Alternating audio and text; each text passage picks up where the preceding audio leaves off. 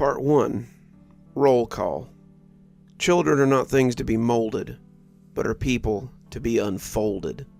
They came from all walks of life, both humble and grand, but they all came for the same purpose. The kindergarten took them, molded them, folded them, and either brought out their full potential or sent them below forever. Wherever they went, the results were the same. No one escaped the kindergarten in the end. Well, except one, I suppose. Chapter 1. Masha. Masha was a prodigy. At 3, she was capable of reading any of the cardboard books in her playroom, and by 5, she was reading many of the books on her mother and father's living room shelf. Whether she understood all the books she read was something her parents would never know, but they secretly thought that she was taking in all the scientific theory and engineering studies that lay between the covers. She seemed to be, at least, but who can really be sure what goes on in the mind of a child? At 5, she could do math at a rate that most third graders would have found impressive. Her father discovered this when he found her doing fractions on the whiteboard he kept in his study. He wanted to be upset. Some of the schematics he'd been sketching were important to his upcoming project, but once he realized that she was solving mathematics that should have been beyond her, his anger had been hard to maintain. At 5, she could name all 50 capitals and states that they belonged to. At 5, she could make the pictures on the TV dance and swirl with nothing but her mind. That last one had been a little harder to quantify than the rest, but Masha was a prodigy, and she could do things that the doctors didn't quite understand. They had taken her to specialists, taken her to researchers, but no one seemed to be able to explain how she did the things that she did. They didn't think it was something to be alarmed about, and it might be something that she would outgrow in time. Her parents hoped the flashing intellect wasn't something she would outgrow in time, but not even they could predict the depths of her abilities. Masha, at 5, had something that she didn't dare tell anyone, not even her parents.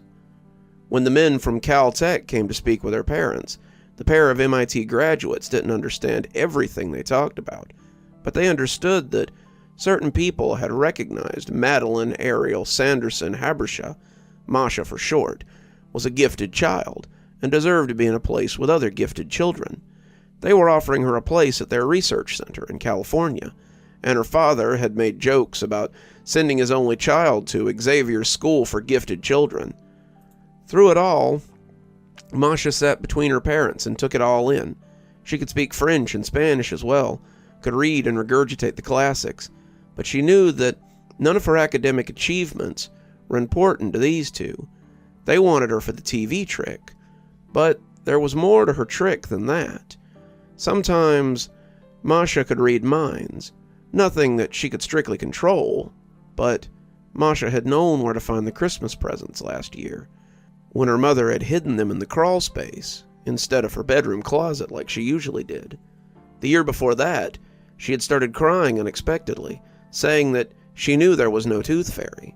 The idea of a grotesquely fat man coming down her chimney to eat her cookies had been horrific to her, but knowing that fairies were make-believe had shattered what little magic lived inside her Philistine's heart.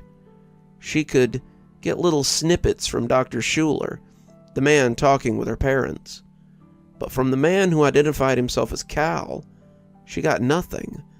It was like watching TV static when she looked at him, and the feeling of it made her skin crawl.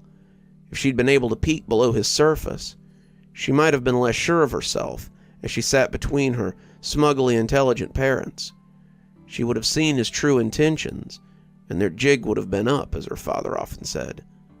One look inside Adrian Cutter's mind, and Masha would have been very, very afraid. Dr. Gladdy had been happy to chatter like a bird with the enthusiastic parents, but Cutter was content to sit back and listen. He didn't like the way she looked at them. Cutter had been doing this for quite a while, and he knew that look that now spread across the girl's face. He had told Gladdy to wear his thinking cap, the scratchy metal lid that fit snugly beneath his wig, but the old fool had refused. "I don't like the way it messes up my hair," he'd said. "Besides, Mrs. Habersha's a technicog, not a telepath." Messed up his hair. Cutter had to scoff at some bullshit like that the hardest. If his time in Iraq had taught him anything, it was bald was best. Cutter turned to look at the little freak and was unsurprised to see her staring at him, showing her his missing teeth as the little bookworm he often traveled with poured honey into her parents' ears. The black sites had pairs that went out for extractions, and they always called them toolboxes. Every toolbox had a hammer and a screwdriver, and Gladdy was one of the best screwdrivers at the site. Screwdrivers were for delicate situations, something you needed to turn slowly and not be too rough with. That being said, people sometimes forgot that a screwdriver was just a knife with a hex on it. Cutter had seen Gladdy do amazing violence to people, and it was always because he had a very trustworthy face and a very soft-spoken nature. Cutter was 280 pounds of slab muscle, but Gladdy could get in places that Cutter couldn't dream of without very noticeable damage. That being said, sometimes when the words failed and the shouting started, you still needed a hammer for the less than delicate work. She was still staring at him, that prissy bitch with the middle-aged woman haircut and her smug little smirking mouth. Cutter couldn't wait to see that smug smile slide off her face when he slapped it off. She would take some time to be ground down beneath the stones of the kindergarten, but she would bow. In the end, they all bowed under, even the most stubborn. Well, some of them held on a little longer than others, but that just made their broken little faces all the more delicious. The little girl's eyes perked up for a second, and Cutter was worried that she had seen something. One look at her snooty folks, though, was enough to tell him that they were eating this up. Oh well, princess, whatever she'd seen, it wouldn't matter once she was on her way to the black site. In the end, the scientists posting as Caltech researchers were successful in obtaining Masha. Not right away, of course. No parent would just sign their child away to a couple of strangers who showed up unannounced. First, they would think about it, running their Google searches and checking into the background of the program. They would find out that the program had a sterling reputation, a long list of scientific minds who were very impressed with their findings. Then they'd call the school and do a little checking and find out that yes, the program was legitimate, and yes, the students would be housed on campus, and yes, they would see them after the first 90 days, and so on and so forth. It would all check out, it would all pass board, and when they called the program a week later, Gladdy would tell them that he was excited to work with Masha, and he would see them in 3 days. Cutter silently celebrated as the little academics stepped out of their motel room to smooth over any of the remaining fears the parents might have. He'd spent a week in a bunker hole with a chatty recruit from out west once, and that had been less irritating than close quarters with Gladdy. Gladdy was a good guy, despite being a washout, but he had this habit of liking to yammer that made Cutter's knuckles itch. Cutter had been careful not to be seen anywhere in town, doing his tomcatting and drinking in the next town over, and he was pretty sure that the little academic just sat in the room all day and came up with inane conversational gambits designed to make Cutter grind his teeth. If Gladdy hadn't been such a good talker, Cutter was pretty sure he'd have dumped him in a ditch somewhere long ago. He came back in, hanging up the cell phone before grinning at the apathetic Cutter. "They'll have her ready by Monday. We can have her back at the site by Tuesday if we drive all night." "Good. Sooner we get back, sooner we can get to work." Gladdy smiled, but there was no real mirth in it. "You do love beating children, don't you?" he said, flopping onto the other bed as he reached for his book. "Sometimes. Reminds me of my work in the war. If you can break someone, you have power over them. I like having power over people. It makes me feel good. Sometimes I forget you're a convert and not a washout like me. Cutter snorted. Not my fault you washouts couldn't hack it. Think it's any better on the other side? It's all I hear you guys talk about, how much better it is in the beyond. Gladdy was quiet for the first time in days, and it made Cutter glance away from the TV. Someone on the TV was using a machine gun to cut down a group of Vietnamese soldiers, and when he looked over to the mousy little man on the bed, he could see that a different sort of war was going on over there. Gladdy was staring at the book like he could see through it, and the look gave Cutter the creeps. Sometimes I can still hear those who graduated calling to me. When I'm on level 3, next to the door to beyond, I can hear them singing to me in a language that I might have learned. It sounds like paradise back there. Sometimes I wish I'd been a little better at this, so I was worthy. He was quiet then, and Cutter turned back to the TV and tried not to let the little creep settle too deep into his brain. Monday couldn't come soon enough. Are you excited for tomorrow, Masha? Her mother asked, tucking her into bed as she got ready for sleep. Yes, Mommy, Masha said, smiling at her without any real excitement. Tomorrow was going to be exciting, but it was going to be scary, too. She knew that the two men, Mr. Cal and Mr. Schuler, would take her to California so she could learn with people like her. She was a little young to be leaving home, but Masha knew that she was different, and things like this were expected. If she wanted to get better, to get smarter, she would have to do things that were scary. She would have to grow up before she was ready.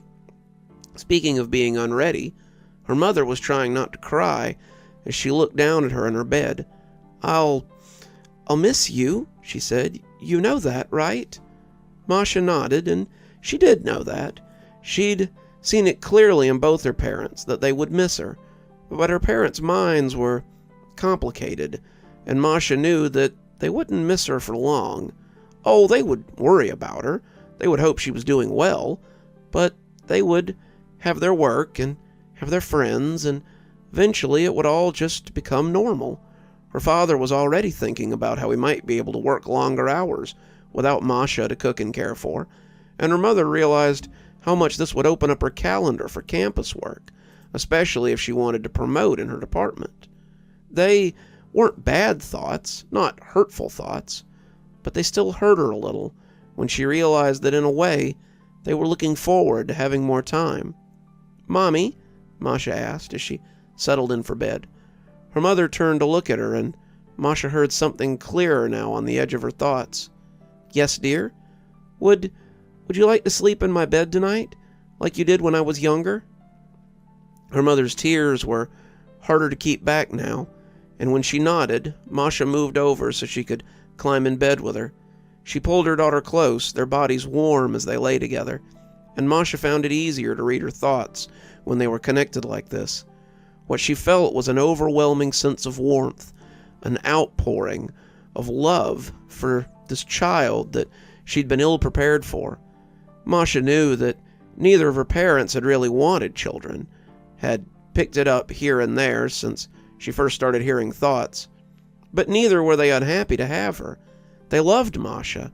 They liked having a protege that they could point to as proof of their intelligence. For surely if they had made Masha, then their lives must have meaning, right? As Masha settled in, snuggling close to her mother, something tickled at the back of her mind. When they'd been meeting with Mr. Schuler and Mr. Cal, Masha had been trying to read The Bigger Man and hadn't been able to. But Masha didn't think that was right either. He was like a book that could be read differently if you turned the words, and Masha didn't quite trust him. The big one, Mr. Cal, had been harder to read, though.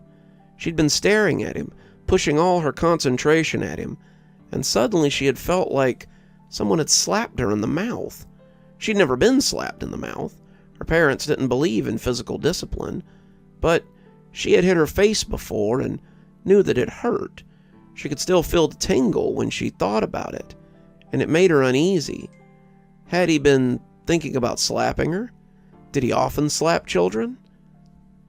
Masha didn't know, but as she dozed off, she dreamed about something else she had heard inside Mr. Schuler, or Mr. Gladdy, maybe. It was a song in a strange language, and as she listened to it, it sounded like the sweetest lullaby she had ever heard.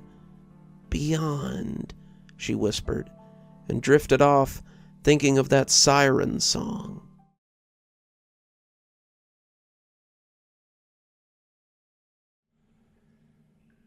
Dex went over the plan again in his head, covering all the angles.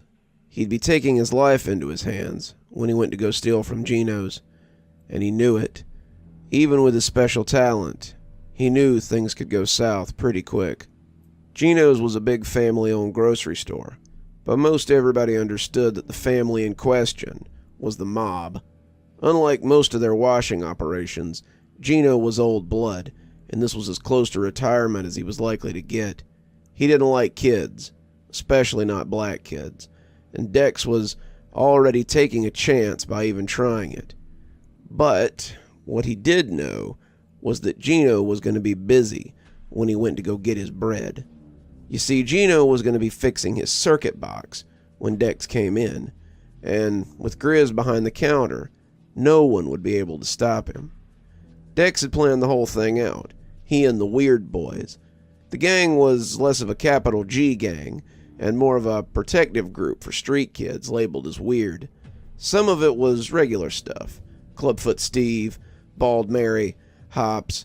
They were kids who, through bad luck or whatever, were a little different. Dex, on the other hand, was even more different. He and Wizard were weird with a capital W, and they knew it. Smoke was weird too, but his was a little less explainable, though infinitely more useful. You see, Smoke could disappear. Not like go invisible, but he seemed to make everything around him more interesting to look at. As long as Smoke stayed absolutely still, he could remain undetectable. They had used it a few times to get away with stuff, but it had proved difficult the last time they hit Gino's. Since he couldn't move, Smoke was stuck until he got an opening. Gino had chased him down the road and swung his bat and yelled some words you probably weren't allowed to say anymore as he ran off. And Smoke had just barely made it out of there with his life. Wizard could make electronics break if he concentrated. He could even fry cars, though it gave him a nosebleed. Then there was Dex. Dex could use the Brain Blast. Brain Blast was what they called it, but it didn't quite do it justice. Dex could concentrate on something, sometimes holding up his hands to his temple like Charles Xavier in the X-Men comics he liked to read, and send out a wave of air or energy or something. He'd used it to knock people over when they chased him, and he even broke some windows once with it, but it always left him kind of drained afterwards. Dex was careful how often he used it, and he was up to 3 times a day before the effort gave him a total migraine. That's why they were called the Weird Boys, and the other gangs knew not to mess with them. Well, some of them did. The plan was going to go down right around sunset, just as the streetlights came on, and Dex wanted to go over it again before the time came. "Come on, man," Wizard said, the rubber ball he was tossing making a hollow chunk sound as it hit the wall. "It ain't rocket surgery. We know what to do." They were sitting in the clubhouse, an old storage container that someone had been careless enough to leave unlocked and stupid enough to leave in downtown Detroit unattended. The kids had grabbed some throwaway furniture and built a home in it, probably the coziest any of them had ever known. Dex had been in 13 foster homes before he finally just took to the streets, and the clubhouse was better than any of them. No one took your money and gave you abuse in return in the clubhouse. "Fine," Dex said, letting his feet slide off the milk crate they'd been sitting on. "Then let's hear it." Wizard blew out an angry breath. "I'm gonna go into the back alley so I can blow the fuse box." Dex looked at Smoke, he and Clubfoot Steve playing spades with Bald Mary, and the boy jumped a little as he noticed him. I'm Lookout. I gotta stand across the street and alert you if anything goes wrong." Dex nodded, satisfied with the plan. "And I'll be inside, stealing our daily bread." Wizard had wanted to use Smoke again for the theft, but Dex didn't think it was a good idea after the last time. Smoke had gotten away, but he'd had nothing to show for his efforts, and the gang had gone hungry that night. What's worse, there was a chance that Gino would recognize him, and that would pooch the whole deal. They needed to be undetected, but they also needed to go unnoticed. After the last time, Smoke had been made lookout, and Dex decided to take matters into his own hands. Reynolds hated these kinds of assignments. He and Drether had been sitting down the street from the packing container the kids lived in for about a week, and not a day went by that he didn't call his boss and ask if he was sure he wanted this one. They had snatched street kids before, and they usually weren't worth the trouble. They were willful, unsociable, and created problems where there didn't need to be any. Cutter would likely have a field day with this one, if Reynolds could get him, that was. "They're planning something," Drether said, putting down the headphones as he picked up his soda cup from the holder. "No shit," Reynolds said. "They're street kids, Dre. They're always planning something." Drethers gave him a look and sucked the last few inches of drink out of his paper cup. They had put the bug in the container 3 days ago. It hadn't been hard. Their little gang was made of children, none of them old enough to shave yet. Dex and Wizard were probably the oldest, the site manager fixing Dex's age around 12, but the others were probably still capable of mixing in with elementary school kids.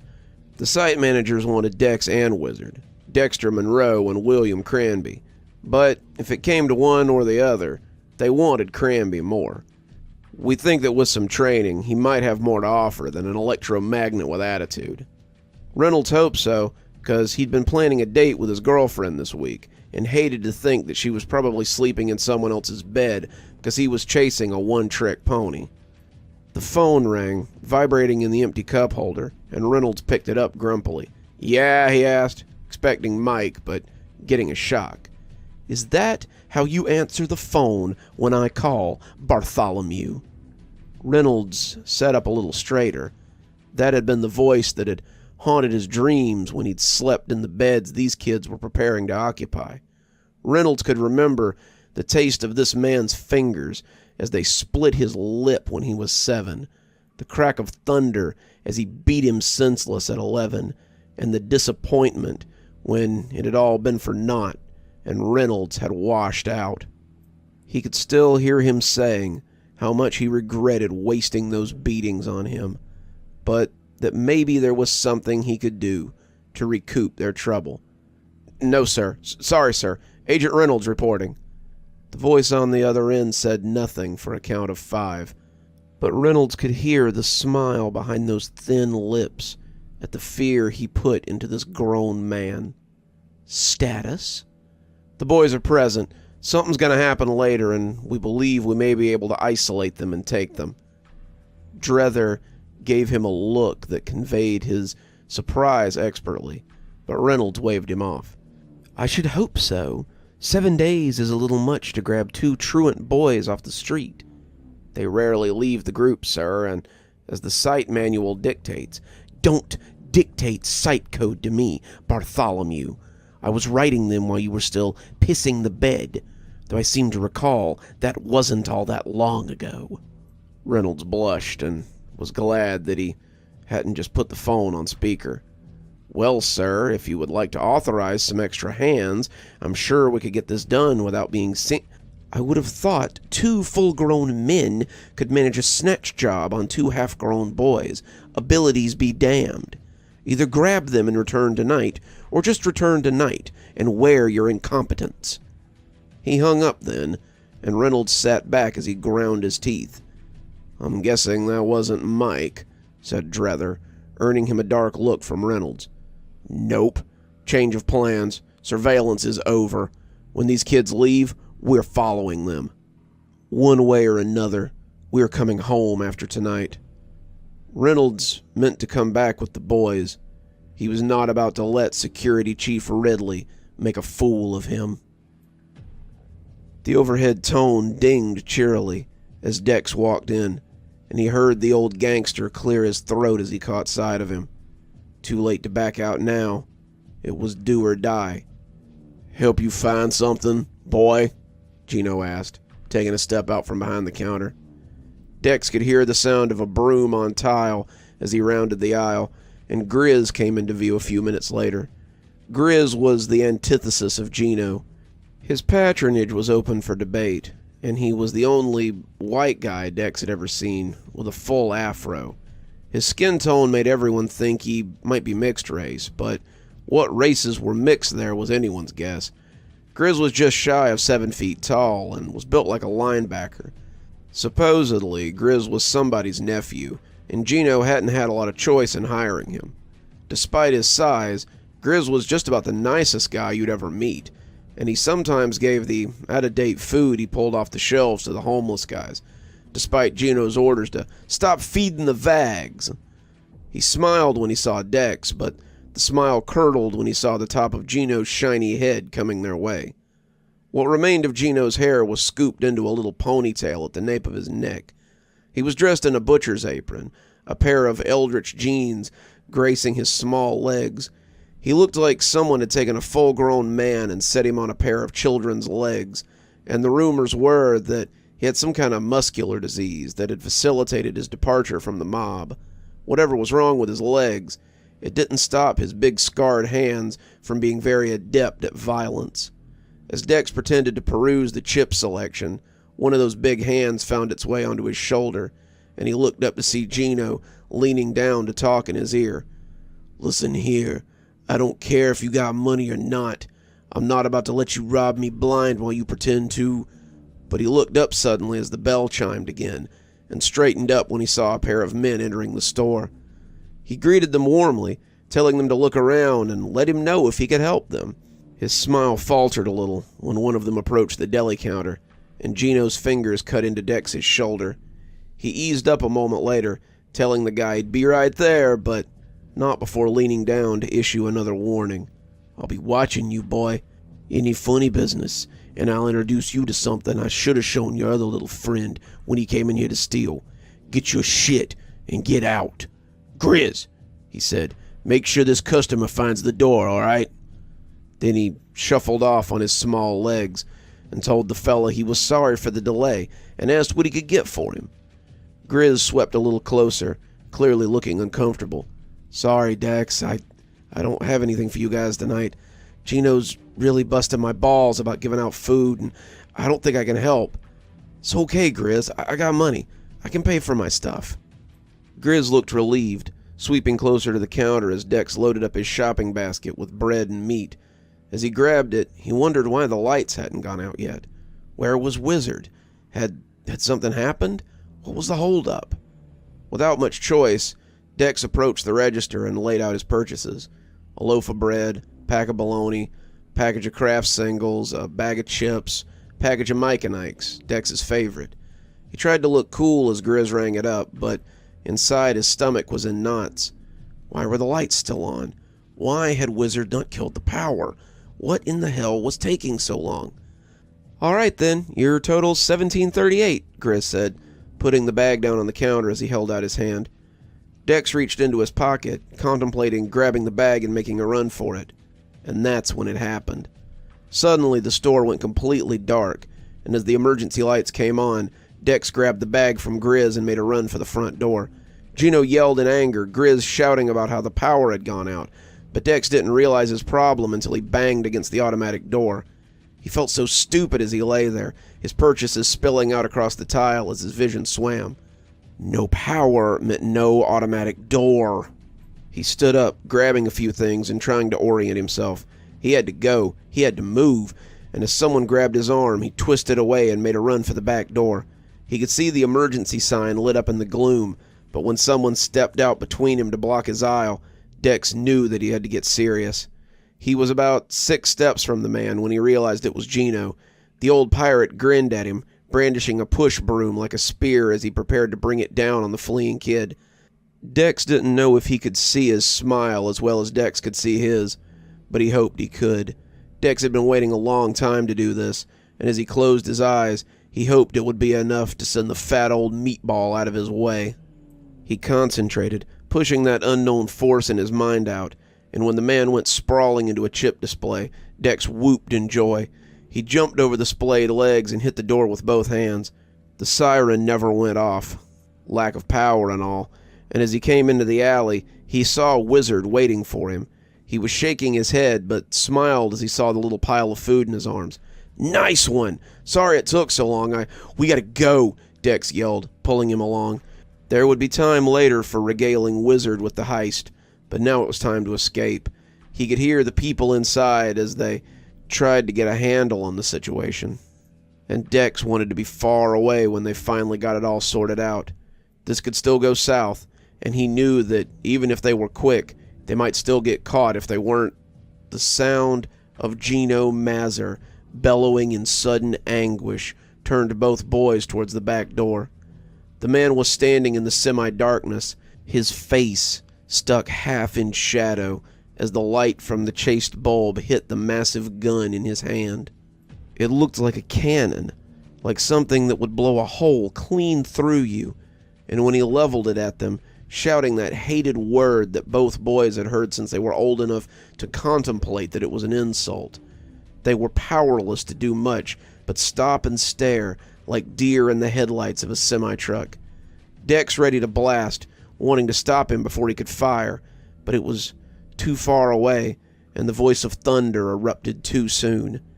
Dex closed his eyes, prepared to open them in the hereafter, but was rewarded with nothing besides a sudden hot spray across his cheek. He opened his eyes and assessed himself, finding his body much as it had been before Gino's comically large weapon had gone off. One look at Wizard, however, showed him that he had not been so lucky. The boy's shirt had a hole in it that seemed much too big. The ragged edges were spreading blood across the surface, and Wizard was looking at him as if to beg him to make it stop.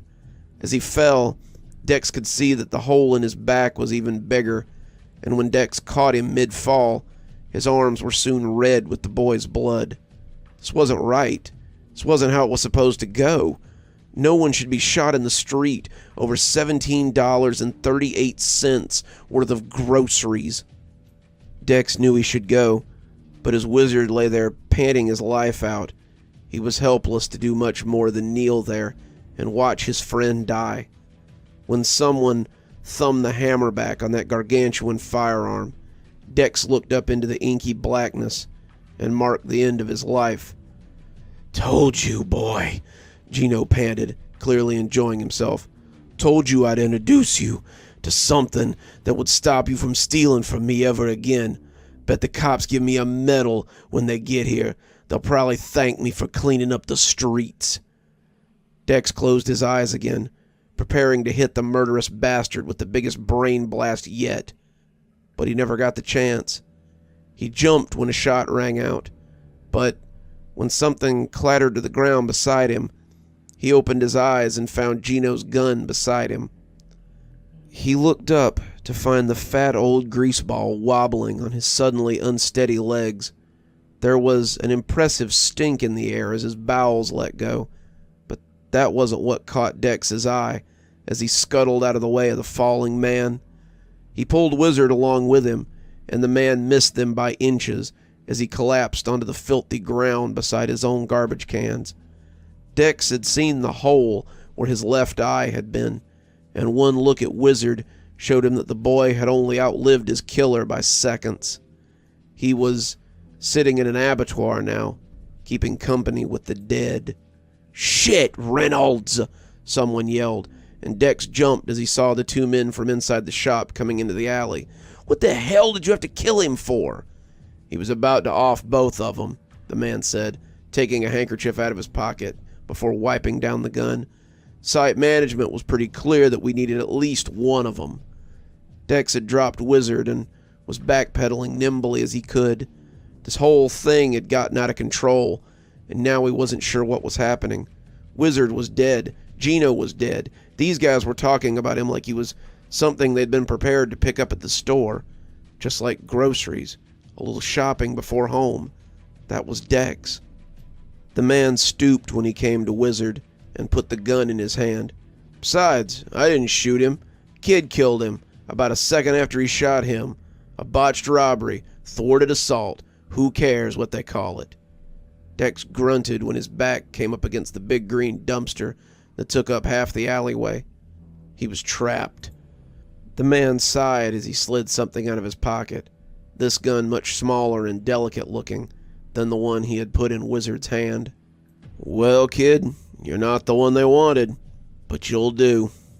Dex had been trying to get himself under control so he could hit these two with a brain blast and escape, but when the little gun barked and a dart suddenly sprouted from his shoulder, he forgot to be afraid as a feeling of warmth washed through him.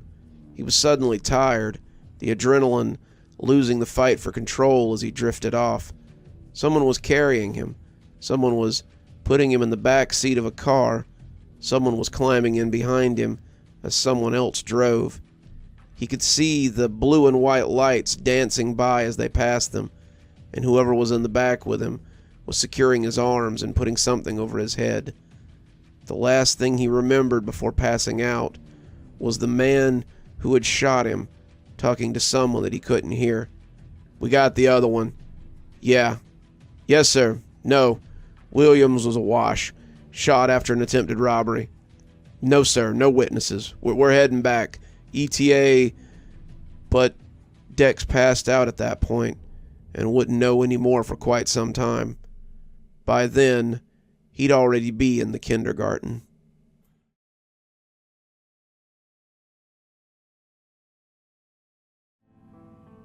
Rebecca had lived in a state of fear for the last 3 weeks, and her parents were getting really worried about it. As she walked through the crowded halls of James Marvin Middle School, bumping into others as she tried to stay in the moment, she suddenly knew that today would be the day that it all happened. Today would be the last day she ever saw her family, said hi to her school friends, and basked in the Ohio sun again. It had all started with dreams. Rebecca had been plagued with dreams since she was young, but they hadn't started to scare her, not until recently. Normally her dreams were about vague things, cars or candy bars or songs on the radio, but Rebecca had noticed that they almost always came true.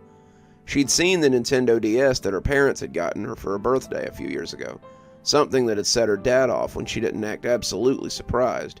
She'd seen the surprise algebra quiz that she was going to fail and studied on the bus so she could manage a C.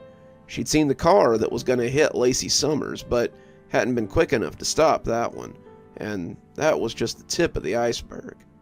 Rebecca saw all kinds of things, but it wasn't until last year in history class that she finally had a name for it.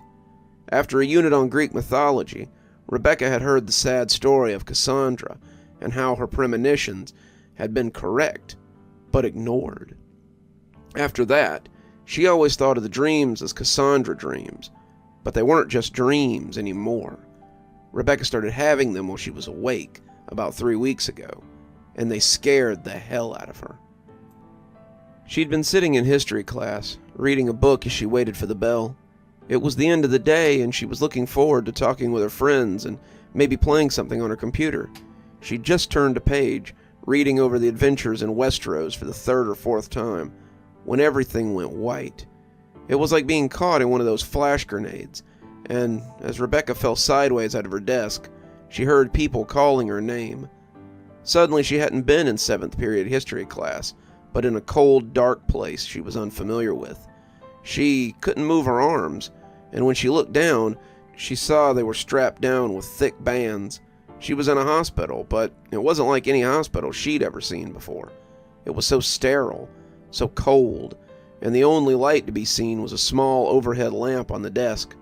Rebecca lay back, looking at the unfamiliar ceiling, and waiting for what would come next. Suddenly the room was invaded by a blade of light, and the shadow it carried fell across the bed. A man walked in. He was tall, his hair in a tight crew cut, and his fatigue pants made her think he might be a soldier. He stepped right up to the side of her bed, and his fingers had suddenly become needles. They were huge and glistening in the knife's edge of light, and the liquid slid down them in fat drops. As he prepared to plunge them in, He mouthed something that she couldn't hear. When she woke up, she was in the nurse's office, and the space was as different as the one she had left as night was today. "Feeling better, sweetie?" the nurse asked. "You gave us a little scare there." The nurse said she believed Rebecca had experienced a seizure, but her doctors could find no reason for it when her mother rushed her to her pediatrician. Possibly stress-related. I imagine going from elementary to middle school is a big transition. If it happens again, Mom, make sure to bring her back in.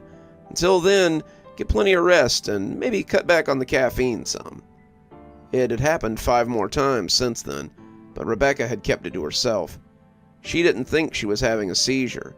She thought she was having waking Cassandra dreams. "Becca, are you okay?" Rebecca looked up, trying to force the duality of her vision to coalesce into something normal. She saw Darlene looking at her with real worry. Darlene wouldn't understand this, but Rebecca was glad that someone familiar was there to ground her. First time it had happened had been scary, but after that, Rebecca had managed to get it somewhat under control. She still had to wait for it to pass, closing her eyes and trying not to get dizzy, which would make her throw up, but it got a little easier to handle every time. As her vision finally cleared, the dual perspective settled into the present again. She sighed and leaned against the lockers for a minute before answering. "Fine, Darlene, it's just a little headache." "Becca, you aren't taking drugs, are you?" Rebecca almost laughed, but had to remind herself that Darlene was serious, as well as legitimately worried about her. Darlene and her other friends, Susan and Mary, had been talking about her a lot when they thought she wasn't listening. Never anything bad, but they still discussed her like she wasn't there. They'd noticed how different she'd become in just the last few weeks, and in Darlene's mind, that could only lead back to one of the after-school staples like drugs or alcohol or strangers. "'Cause I saw an after-school special thing at church, and you look like you're going through what the girl was going through when she was on drugs, as, she went through it, and I'm worried about you." It's not drugs," Rebecca assured her, straightening up as she got herself under control. "I've been having these really bad headaches for a while, but I think they're starting to pass." It's not your monthlies, is it?" Darlene asked, pitching her voice low. Darlene always talked about her periods like an old woman, trying not to offend anyone's sensibilities. "Definitely not," Rebecca said. "Do you need to go to the nurse's office?" Darlene asked, but as the second bell rang, Rebecca got a less violent jolt of intuition. "No, but I think I'm going to miss 3rd period." "How come?" Darlene asked, sounding hurt. Math was the only period the girls had together this year, and Rebecca thought it reminded Darlene of the 5 years of classes they'd had in elementary school together. Rebecca was about to say she didn't know, but about that time the tone sounded overhead. "Rebecca Daniels to the principal's office. Again, Rebecca Daniels to the principal's office ASAP," Miss Taylor called over the crunchy static of the ancient speakers. Darlene looked at her mystified. "Spooky," she whispered, and Rebecca couldn't help but laugh at the silly face Darlene always made to go along with it. Despite the stressful few weeks she had experienced, Rebecca could always count on Darlene for a good laugh sometimes. Conrad drummed his fingers on his leg as he sat in the old model sedan across the street from the middle school. He always felt like a creep when he had to take these kinds of jobs, and he expected Chris Hansen to tap on his window at any minute and asked what he thought he was doing. He glanced over at Kyrie, who was scrolling on her phone, and even from here he could see the colorful layout of Instagram. She could sit there for hours on end, just scrolling through different stories, and it amazed Conrad that she never ran out of things to take in. "How do you do that?" he asked, suddenly unable to stand it anymore. Kyrie looked up from her phone and raised one of her artfully done eyebrows questioningly. "Do what?" "Scroll on your phone all day. Isn't it boring? Don't you run out of whatever after a while?" Kyrie shrugged. "I don't know. It's just doom scrolling. Mindless consumption of media. What do you do on your phone? I don't think I've ever even seen it." Conrad reached into his pocket and pulled out a little silver flip phone. "Make calls." Kyrie looked at the little gray box with real amusement. No way! You work for one of the most advanced military organizations on the planet, and you carry that dinosaur around in your pocket? How do you live? Conrad shrugged. Offline, I guess. Just never saw the point of having something like that. All we had overseas were sat phones, and all you can do on them is make calls. Kyrie laughed. After this, we are totally taking you somewhere so you can join the 21st century. Maybe we'll stop at a museum so you can drop off that relic for some antiquities exhibit, too. She went back to her doom scrolling, as she called it, and Conrad sat back as he watched over the front of the school. This was the boring part, the surveillance before the snatch. But it was necessary. If the plan fell through, they might very well have to grab her off the street, and for that, they would need to know her habits. Did she walk? Did she bike? Did she often stop at a friend's house? This was all data that would need to be compiled, but there was another reason they were staying so close. Ridley had made it pretty clear that she wouldn't need to be snatched if everything went to plan. Rebecca Daniels isn't our first future seer. If we can put possible futures in her way, something horrific that could happen, her abilities will pick up on it and warn her of the potential threat. The longer you stay within the proximity of the girl, the more likely her early warning system will focus on this. The more she's warned, the more she'll hyperfixate. The more she hyperfixates, the more manic she'll become. The more manic she becomes, the more her anxiety will look like insanity, and the easier it will be to pluck her up from some facility once she's Baker-acted or institutionalized. There's no need to snatch someone and risk public interference when so many of these facilities are in our pockets already. Conrad liked the old ghoul well enough, but when he started talking like that, it always made Conrad a little worried about his mental stability. It didn't have to be this way, he reflected as he squirmed in his seat to stop the pins and needles that were shooting up his buttocks. Conrad and Kyrie, Representatives Marvin Lancaster and Marcy Chin from Dartmouth College, had sat in the Daniels' living room and had a very similar meeting to the one that Masha's parents had had. Conrad, Marvin, had told them how gifted their daughter was and how they wanted to extend her a place in their program for gifted young people. Her tuition would be covered by the state, and the possibilities after graduation from a program like this would be boundless. The Daniels, however, were not MIT grads. Mrs. Daniels was a sometime substitute teacher and full-time homemaker. Her husband was a mechanic for one of the local outfits, and neither had so much as stepped into a college campus, let alone graduated one. The Daniels were pedigree white trash from the Northeast, and how either had managed to spawn the girl they were now hunting for was beyond him. They had been mistrustful of the pair from the moment they'd opened the door to find them on their doorstep, and had declined their offer without asking their daughter's opinion. Rebecca ain't going to no liberal college so she can come back with a head full of ideas and a lack of godliness. I'd suggest you two leave, her father had groused at them, and Conrad and Kyrie had apologized for wasting their time. They had planned to snatch her that very week, but when Ridley had suggested this alternative, Conrad had been receptive. Now they were sitting here for God knew how long, waiting for this 11-year-old girl to have a nervous breakdown. Conrad sighed as the bell rang, and students hustled to make their class before it stopped. At least the pay was good, he reflected, as he wiped a hand over his camo pants. Rebecca came into the principal's office to find someone unexpected waiting for her. She had been seeing Dr. Hammarskjöld for about a year now, and when she saw the funny little man perched behind the intimidating desk that her principal favored, she couldn't help but laugh. It wasn't the first time he had come to check up on her after a particularly heavy session, and as he pushed out of Principal Vine's chair and came around the desk, Rebecca found that the visions were the farthest thing from her mind. He leaned against the desk, his head just visible over the lip, and he looked for all the world like a shrunken Mr. Rogers.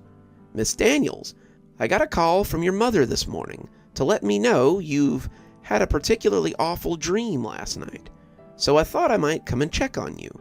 So, how are you today?" Rebecca opened her mouth to tell him about the waking dream she'd had only moments before, but quashed it. Dr. Hammarskjöld knew about the Cassandra's dreams, but she hadn't quite dared to tell him about the waking ones. The one last night had been no worse than any other, but it had begun in the midst of a dream that had been pretty good up until then. The switch from her usual nonsensical dreamscape to the harsh sterility of her visions had been extremely jarring, and she'd woken up her parents when she started screaming. She was ashamed now that she realized she had inconvenienced Dr. Hammarskjöld and taken him away from his other patients. It was nothing. It was just... She hesitated, trying to find a lie, but he guessed it. It was the hospital dreams again, wasn't it? Rebecca bit her lip, nodding as she hung her head. Have you identified the man from your dreams? Is he a relative, maybe? Someone from your past, perhaps? He asked, taking a much smaller seat from beside the desk where he'd hidden it. I don't know, but it almost seems like I should know him. How can I not? He haunts my dreams. He's never far from my mind. I feel like every time I see him, I'm a little closer to going crazy. The little man smiled, and that childish grin was enough to put Rebecca at ease. Her parents had been skeptical when a family friend told them about Dr. Hammarskjöld, but he'd proven to be the one respite in Rebecca's often uncertain world. He had been very interested in her dreams, especially the ones that focused on this mystery man, and considered the frequency with which they came true to be more than coincidence. Rebecca wasn't sure that she would have stayed sane this long without him, and he'd been a great help in her recovery. Rebecca, you may have to entertain the idea that this man is simply a manifestation of your own fears. You may never see him in the flesh, and that may be a good thing. I want to schedule an appointment this afternoon with your mother. Would that be okay? I'd like to talk about the frequency of these dreams, and I'd like you to be honest with me this time. I know they've been happening more often than you've been telling me. Rebecca looked away, not wanting to hurt the little doctor's feelings by letting him know that she had lied to him. Yes, sir, I will. His phone vibrated then, and he looked at the message before punching in a response with his stubby fingers. It always looked so weird to see him type on a regular-sized phone, and Rebecca tried not to laugh. Dr. Hammarskjöld was very open about his dwarfism, but Rebecca still tried her best not to make him feel self-conscious. He'd been so wonderful to her, such a help in her time of need, and she didn't want to repay him with insults or belittlement. Now, before you head back to class, I'd like to put you in a peaceful state so that you can focus on the rest of your day and not be distracted by visions. Would that help? Rebecca nodded, holding her hands out to him instinctively. Dr. Hammarskjöld had a thing that he did where he put a patient in a state of peaceful relaxation, and Rebecca always felt better after one of these sessions. Afterwards, her mind was always more focused, less affected by the visions, and she usually slept well the night after one. She had a test coming up last period, and if she could focus enough to pass it, the day might not be a total loss. Okay, he said, taking her hands and closing his eyes. Now I want you to count back from 10 for me. Once you reach 10, we may begin. Rebecca closed her eyes, waiting for the magic to happen. Once you reach 9, you'll enter a relaxed state of mind. His voice took on a dreamy quality as he spoke, and Rebecca felt his thumbs making circles on her palms. Once you reach 8, you'll be feeling great. His voice settled over her like a warm blanket, and Rebecca found that she did feel great. Once you reach 7, you'll be floating in heaven. Her body did feel lighter, less substantial, more at ease. Once you reach 6, there'll be no conflicts. Rebecca yawned, wanting to cover it, but unable. Once you reach 5, your problems take a dive. Rebecca felt like she could drift off to sleep, right here. Once you reach 4, it's time to snore. Rebecca did feel herself nodding off. Once you reach 3, you'll find your reprieve. Rebecca tried not to fall asleep, but it was inevitable. Once you reach 2, it's all up to you. Rebecca lay back a little, her hand slipping out of Dr. Hammershoal's. "Once you reach 1, it's over and done." Rebecca was snoring softly in her chair, her peaceful slumber unbroken by thoughts. "Now, Rebecca, you will sleep for the next 10 minutes and awake refreshed and ready for whatever the afternoon may bring." Rebecca nodded sleepily, but it was more of a reflex than anything. She was already dreaming of some place other than the sterile hospital. The silver flip phone rang, and Conrad had barely answered it when Security Chief Ridley shouted for him to go in the school right this very second. "What? Get the girl? It's the middle of the day, sir. We would definitely be—" "No, listen closely, because I don't have time to explain." Conrad listened, understood, took off his seatbelt, and opened the car door. Understood, sir. I won't let you down." "I never had a doubt," he said, hanging up as Conrad snapped the phone closed. "Where are you going?" Kyrie asked, starting to get out too. "Stay in the car. I'll be right back." Kyrie shrugged as she slid over to the driver's seat, her phone back up as she explored the depths of Instagram. She had just found a really cute cat video that she hadn't seen before, and she wasn't about to miss that. Rebecca awoke slowly, her eyelids fluttering as she looked around the room. She'd fallen asleep in the principal's office? Had she had another incident like before? She hoped not. It was always embarrassing to have them happen at school. As the memories of what had happened slowly came back, she heard the sound of someone texting and looked up to see Dr. Hammershoal sitting not too far away. He smiled as he noticed she had awoken, putting his phone away as he got up. "I trust you had a nice rest." "I did. Thank you, Doctor. It was just what I needed." "I'm glad I could help. Now let's get you back to class. Can't help with failing grades like I can bad dreams," Dr. Hammershoal tittered. The principal looked up as they exited, his large brush mustache twitching as he got up from the reception area. He clearly didn't like being kicked out of his own office, but he took it in stride since Dr. Hammershoal had likely explained it was for a good cause. He went to speak with the little doctor, the man thanking him for his kindness. Dr. Hammershoal had taken out his cell phone, the principal stepping back into his office, and as Dr. Hammershoal began to speak to her mother, Rebecca said that she would see him later, and headed for the door back to school. When the man walked through the door she was about to exit, smiling at her as he directed himself towards the checkout desk, Rebecca felt all the peace dribble out of her. It was him! It was him! It was him! The man looked at her strangely as she began to hyperventilate. Rebecca was backpedaling, falling on her backside as she crab-walked away from the man. She couldn't breathe. Her breath was coming out in big gasps, but it didn't seem to be helping when it came back in. The man was saying something, calling for help or something, but Rebecca couldn't hear him over the pounding in her ears. He was trying to help her, his hands coming out to touch her, and she pulled away violently as she scuttled backwards. The principal was coming out of his office, and Dr. Hammershoal was trying to calm him down, but it was impossible. She was drowning on her own breath, and when she fainted, it was almost a mercy. "She's had a bad shock," Dr. Hammershoal was telling her parents. "She's been having these strange dreams about a man who's trying to hurt her. I believe that she may have seen something in that man that she saw today that triggered her badly." Rebecca was laying on a hospital bed, her arms secured with scratchy straps. Her parents were in the hallway, her father holding her mother as she wept openly. They blamed themselves, it seemed.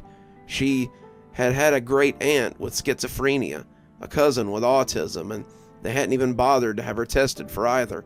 They had failed to get their daughter the proper help, aside from bringing her to Dr. Hammershoal, and now she was broken. Rebecca had heard it all from the bed, but hadn't said anything. It wouldn't be long now before it all came to pass, and saying anything would just stretch it out longer. "Is she in danger, Doctor?" her father asked, looking at the little man with a lot more respect than Rebecca had ever seen. Her father had always silently considered the man a quack, but his insurance had covered the bills, and that had seemed to help. Her father loved her, wouldn't have withheld anything from her if it meant that she could thrive, but he had grown up in an age of psychobabble and bad actors, and mental health looked to him like so much hokum. Now he knew better, though it was too late. I think she might be. She was almost feral before she passed out. You heard her screams on the phone, Mrs. Daniels. I think that it might be best to institutionalize her for a time. Institutionalize? Her mother wailed. No, not my little girl. She needs to be at home with her family. That may not be wise, Mrs. Daniels. We don't know what might set her off, and if she hurts one of you, one of your other children even, it would be unthinkable. Something like that might facilitate the need for more punitive forms of institutionalization as well. Some of those facilities are little better than prisons, and at least if they send her to Mercy Home, I can continue to monitor her progress and be part of her therapy. The doc knows best, Margaret, her father cut in, though more kindly than Rebecca had ever heard him. How long would she be in here for? Hard to say, Dr. Hammarskjöld said. I would say at least 90 days. If she shows improvement, then she might be able to come home after that.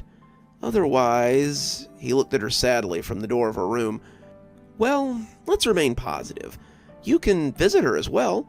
Visits from friendly faces will surely help speed along her recovery. They discussed the particulars, but Rebecca knew it would amount to nothing. They would never visit her because after today she wouldn't be here. She'd be gone, spirited away to some strange and terrible fate. She wondered if Dr. Hammarskjöld knew this or not. She hoped not. She really did like the little man. He had been an island of reprieve in the sea of turbulence that her life had become recently, and she had looked forward to her sessions with him a lot. Very good, Dr. Hammarskjöld said, putting the paper her father had hastily signed into his briefcase. I'll make the necessary arrangements to have her transferred to Mercy Home after she's cleared by the hospital. I know this is hard, but you really are doing what's best for your daughter. Her parents came in to say goodbye, kissing her on the cheek and telling her they'd see her soon. Rebecca said nothing, and when her father turned off the lights and closed the door to her room, she realized she was already in the dream room. The small desk lamp cast the sterile hell in nightmare tones, and Rebecca tried not to cry as she lay in the semi-darkness. Crying wouldn't be any good. The man would come whether she wept or not, and nothing was going to change that. She wondered how long she'd have to lay here, and as she replayed the dream again and again, she realized it didn't matter. He would come. That's all that mattered in the end. She kept thinking about what he was saying, trying to read his lips, and by the time she figured it out, the door was open, and the man she'd been waiting for was there. The clock said it was about 30 minutes since her parents had left, but it had felt like a lifetime. Rebecca supposed that it had been. The man in the fatigue pants had a needle in his hand, unlike the one in her dream. In the dream, they had sprouted from his fingers, but now she saw it was nothing but a plain old syringe. The tip still glistened with translucent fluid, but the fearful illusion was mostly broken. As he leaned over to inject the liquid into her arm, she said the words that he had only mouthed in her dream, and it brought him up short. Nighty-night, princess. He stopped the needle inches from her arm and scowled. Nobody likes a wise-ass princess. The needle slid in, and Rebecca plummeted into a thankfully dreamless sleep. She woke up in a much worse nightmare than she had been living. She woke up in the kindergarten to the sound of a little girl crying for her mother. Dr. Nathan Hammarskjöld was leaving the hospital when his phone rang. He looked down at the screen and considered not answering it. It had been a stressful day, and he really did not want to talk to the man who'd exacerbated most of it. He knew, however, that not answering would bring him even more stress, and he picked it up as he stepped into the mop closet so he wouldn't be overheard. Yes? The line was quiet for a moment before the living corpse of his nightmares began to speak. Is that how you speak to me, Nathan, the man who made you everything you are today? Nathan wanted to tell the man exactly how he wanted to speak with him, but he bit his lip and gave the old corpse what he wanted. No, sir. How can I help you? That's better. Just wanted to let you know that your bonus for helping with the extraction will be in your account before the end of the day. Nathan waited for the other shoe to drop, not taking the bait as he waited for the man to tell him why he had really called. "I also wanted to tell you that we'll be calling you back to the kindergarten for this year's class." There it was. "I appreciate the opportunity, but I'm afraid I must decline. I have far too much going on with my practice to—" "Oh, Nathan, you must have misunderstood. I wasn't asking. I wasn't inviting you to come teach a course. I was telling you to waddle your diminutive ass home. Now see here, I'm not one of your puppets that you can yank back to the stage when you feel like it. I am a doctor with a PhD in psychology and a minor in child development. I studied at Johns Hopkins, for Christ's sake, and I will not be bullied by you anymore." There was dead air for the stretch of about 10 seconds, and every second saw a little more air run out of the doctor's sails. "You will come home. You will assist us with this year's cycle, and in return, I will forget that you ever spoke to me in such a way, Nathan. You owe that PhD to this institute, as well as your life. Have you forgotten how I plucked you out of that orphanage? How I saved you from a freak show or as a life as a subject of outrage and ridicule? Have you forgotten how I let you keep your ridiculous little powers when the rest of your class was burnt out and washed out? Every day that you breathe the air without pain is a day that you should fall on your knees and thank God for the existence of your betters, Nathan. I will see you in 3 days, or you'd had better hope I never see you again." He hung up the phone, and Nathan was left shaking in the broom closet. His phone made a satisfying splash as he threw it into the mop bucket, but it was a tantrum that ultimately gained him nothing. Unlike most of the kindergarten washouts, Nathan hated the things they made him do. He'd become a doctor to help people, not to sacrifice children before the altar of this clandestine organization. He hadn't wanted to help with Rebecca Daniels, but Ridley had made it clear that he didn't have much of a choice. It was either Rebecca, or Ridley would expose him for what he was, and Nathan couldn't have that. He seethed in the closet as he fished his phone out of the mop bucket. It appeared that even now he was little more than a fool, meant only to caper for Security Chief Ridley.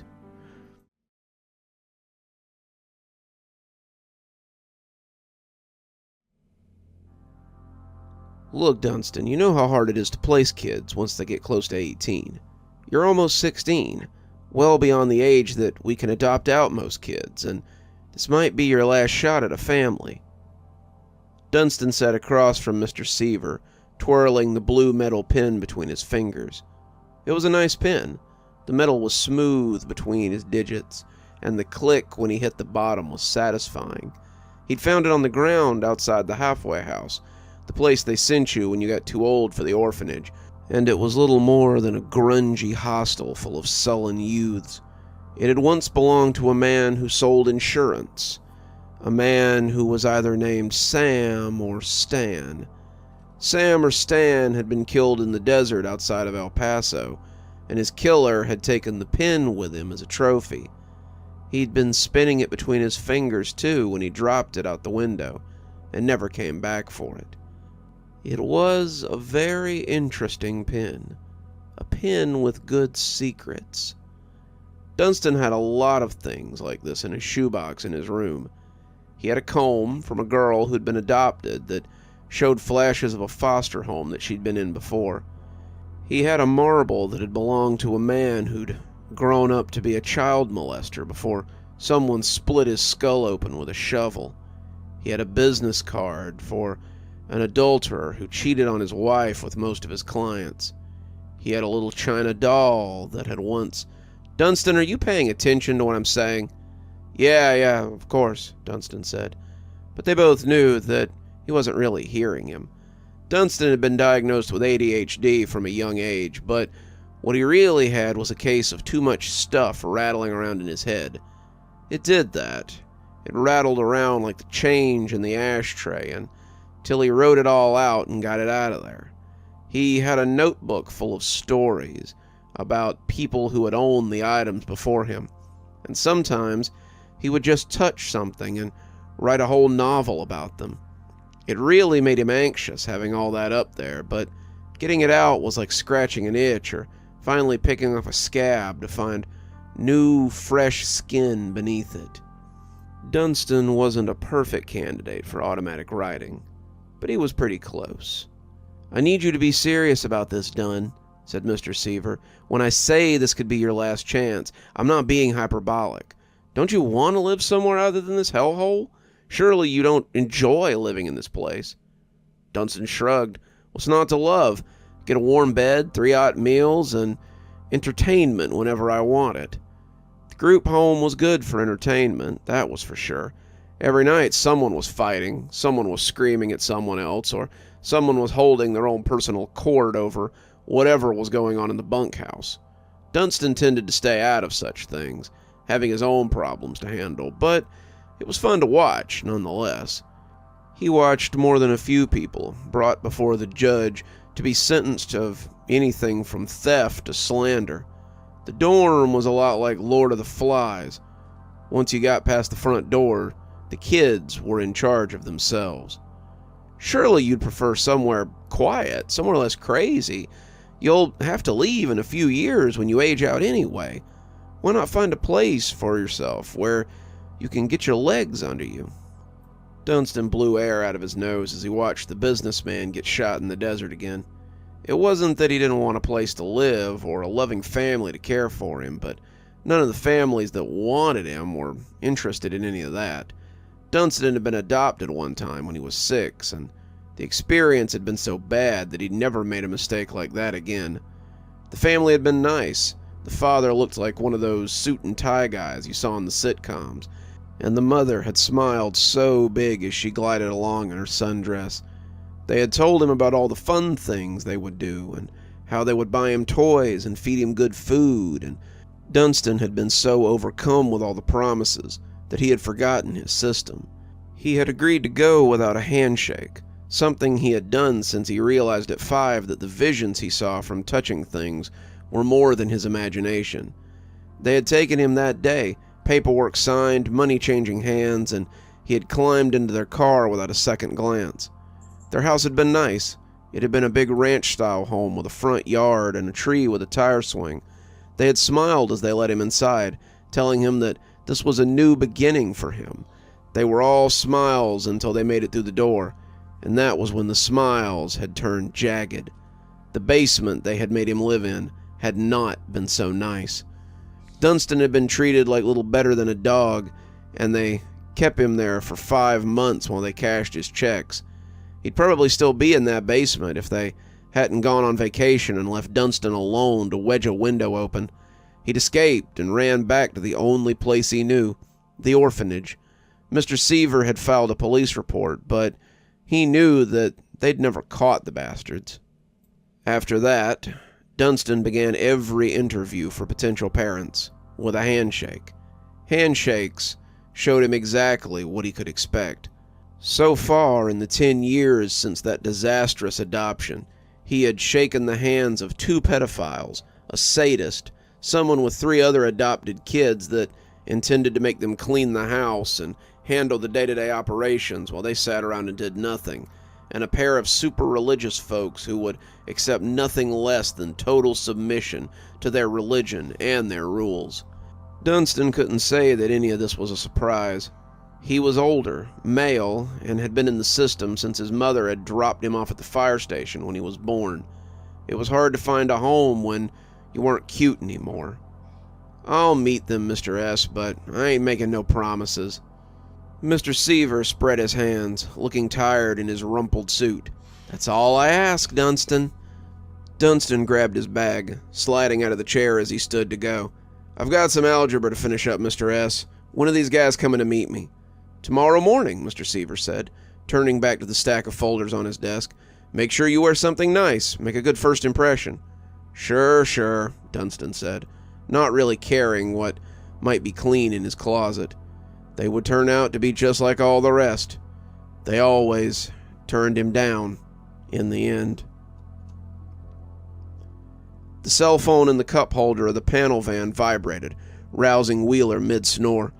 Janice was snoring softly in the seat beside him, and as he grabbed the phone, she came awake with a shake and a snort.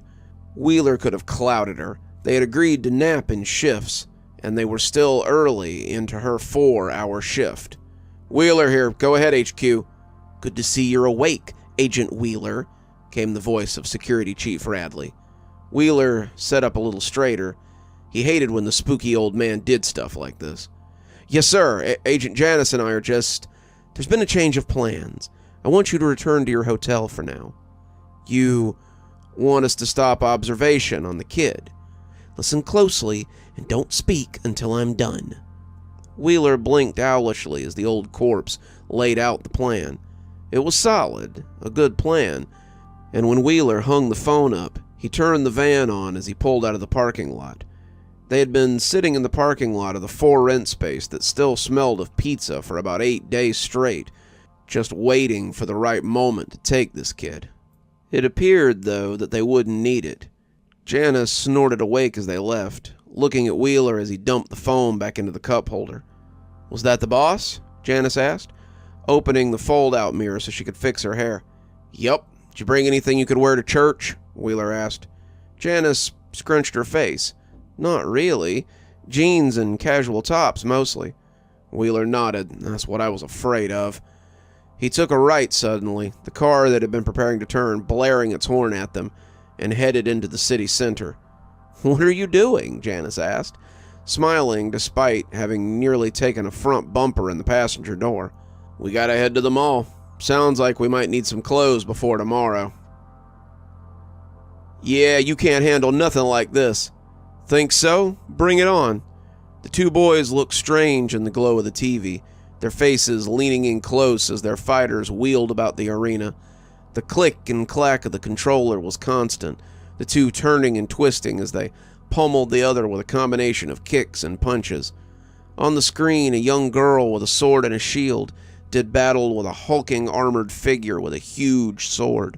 The girl was quick, but not quick enough to avoid the slashes of the armored behemoth. She twisted and turned, raining blows on the swordsman, but when he hit her vertically and threw her out of the ring, the angry sound of plastic hitting the floor was followed by a loud cry of rage. "Damn it, Ham! I almost had you that time!" Darius yelled. Hamilton sat back, the boy nearly as large as the hulking swordsman on the screen. "Not a chance, Darius. I had you right where I wanted you from the very start." Dunston watched it all with detached amusement, the fight between these two something of a daily occurrence. Hamilton was a long-timer, like Dunston, and Darius had been here for about 6 years. They had fallen in together because they were all at that age where they would have to pack their crap and seek other prospects soon, and Dunston could think of worse roommates than these two. That was something that was still 2 years away, though, providing none of them got adopted before then. Adoption seemed like a pipe dream to these kids, a dream that was often unfulfilled. "Darius," came a voice from the corridor, and all three of them looked up to see Mary looking into the TV room. "You break that controller, and you owe the house a new one." Yeah, Darius said, turning back to the game before noticing that Hamilton hadn't started playing again. One look back at Mary was enough to let him know that she didn't like being yeah-yahed. "Yes, ma'am. Sorry, Mary." Mary gave him another 5 seconds of ice before moving on. "She thinks just because she's 18 she can boss us around," Darius said, setting the controller on the TV stand. "Nah," Hamilton corrected. "She bosses us around because she knows we'll let her." Dunston nodded, the chips making crunching sounds as he chewed. Mary wasn't just an old-timer like Dunston and Ham. Mary had been born here. Her mother had been living here when she gave birth to Mary, and when she left suddenly a few days afterward, Mary had gone into the system. She'd been running these halls for years, well before she should have, and when she left at the end of the school year, it would truly be the end of an era. There would be a new judge holding court this time next year, and Mary would find out what it was like to catch some ice from people who were bigger than her. Dunston just hoped that Jack wouldn't be the one to take her place. Mary was cruel, but she was always fair. Jack was just a sadist, an egomaniac who wanted power just to have it. Suddenly, adoption wasn't looking so bad. "You want up next?" Darius asked. Dunston nodded, but hesitated as he reached for the controller. The blue one wasn't something he wanted to touch. He'd only lost at Soul Calibur a few times, and every time it was because he had to use the blue controller. The blue controller had come from a thrift store, and the previous owner had left more than Cheeto dust on the thumb pads. He had smacked his kid brother over a game one night, the kid barely old enough for middle school, and he must have liked it because he went right on smacking him till the kid was dead. It was hard to concentrate on something when you could see that kind of brutality slithering through your skull, and Dunston had gone and dropped $15 at the vintage game kiosk the very next day to get his own controller. New stuff didn't have things like that attached to it. "Not with that one," Dunston said, reaching towards Hamilton. "Gimme." "Come on, man," Ham winced. "You always get the new one." "I paid for it, man. Buy your own, and you can say who uses it." Hamilton blew out an exasperated breath, but handed it over as he swapped controllers. The rubber grips felt smooth under his thumbs, the buttons still possessing some click as he settled in for a game. Hamilton took the seat next to him, continuing his play as the beefy warrior. Dunston chose a busty woman with a whip made of chains, and as the game began, Hamilton effortlessly maneuvered him around the ring. "So, heard you might be getting out tomorrow," he said, swiping at the woman in the skimpy costume. Dunston was unfazed and easily stepped out of the way of the massive sword as it came within inches of his character. "Yeah, maybe." Dunston's character rolled out of the way of another swing. "You gonna go?" Dunston narrowly missed another one, dealing a few glancing blows before moving away again. "Maybe. Depends on how big their pool is." As he ducked another sideswipe, Dunston went to work. The long whip encircled the burly fighter and slashed him again and again. As he staggered, Dunston cut him to ribbons as he fell in bloody scraps on the ground. As the busty woman jiggled and posed in victory, Hamilton cursed under his breath and threw his hands up. "Should have known better than to square up with the champ. For real, though, you gonna go with him or what?" Dunston thought about it as he watched the skimpy fighter twirl and cheer. He didn't know if it had come to that, but even if it did, would he really leave behind the only home he'd known for the last 6 years? Dunston wasn't even sure he could. Not really, but it was nice to think that maybe there might be more out there for him than this. "I don't know," he finally said. How could he explain these things to guys like Darius and Hamilton?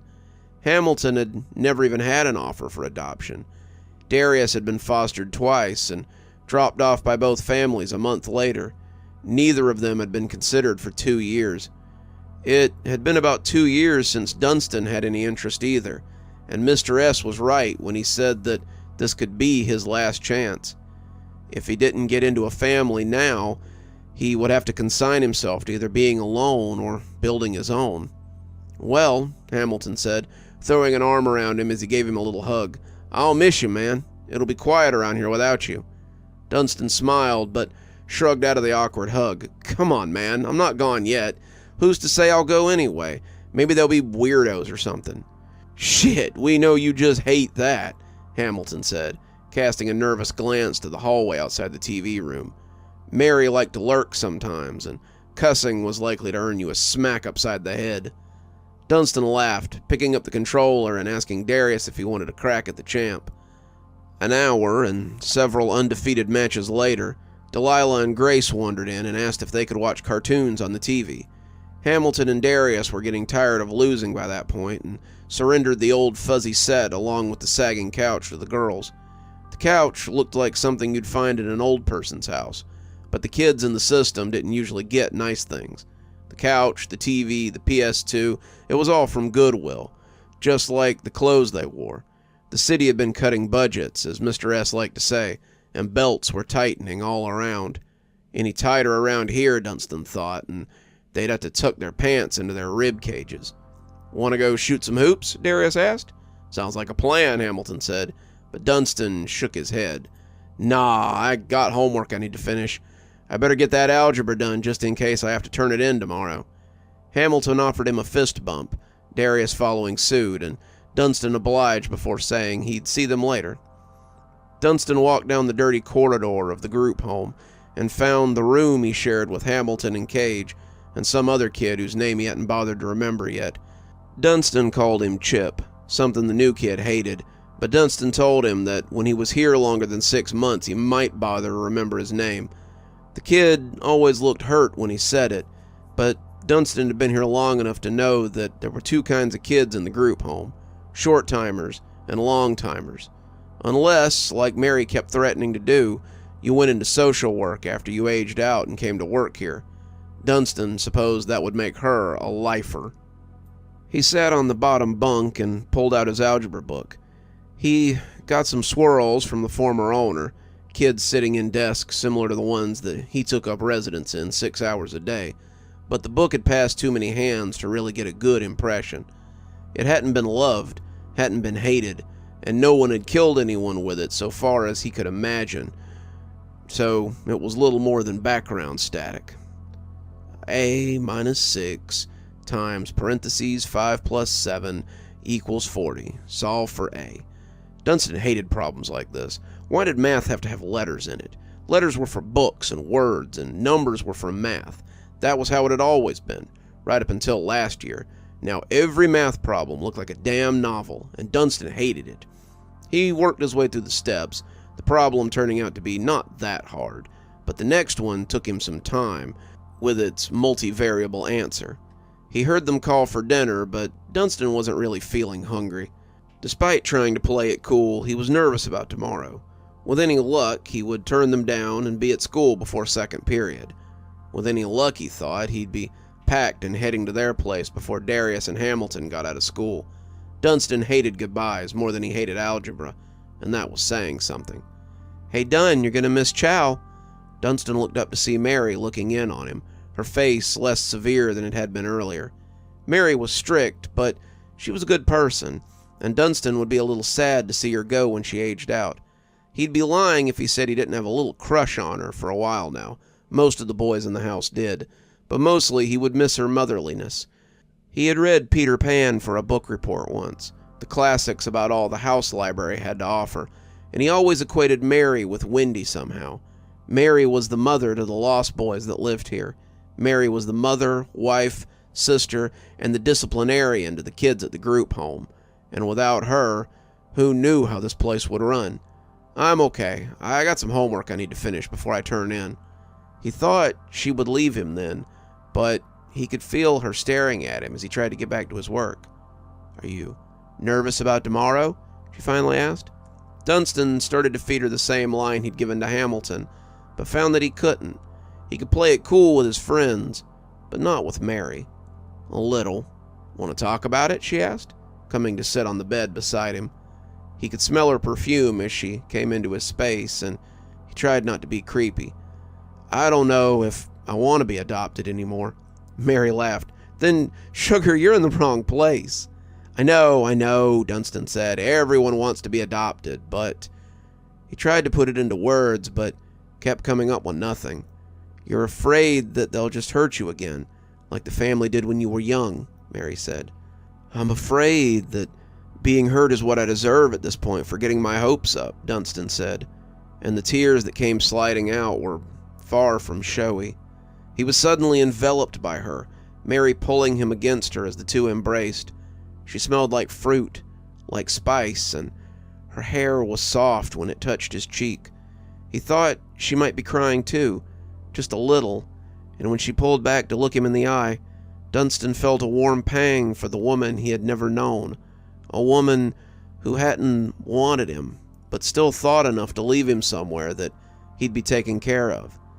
"Dunston, you're a fine young man, and you deserve to be loved.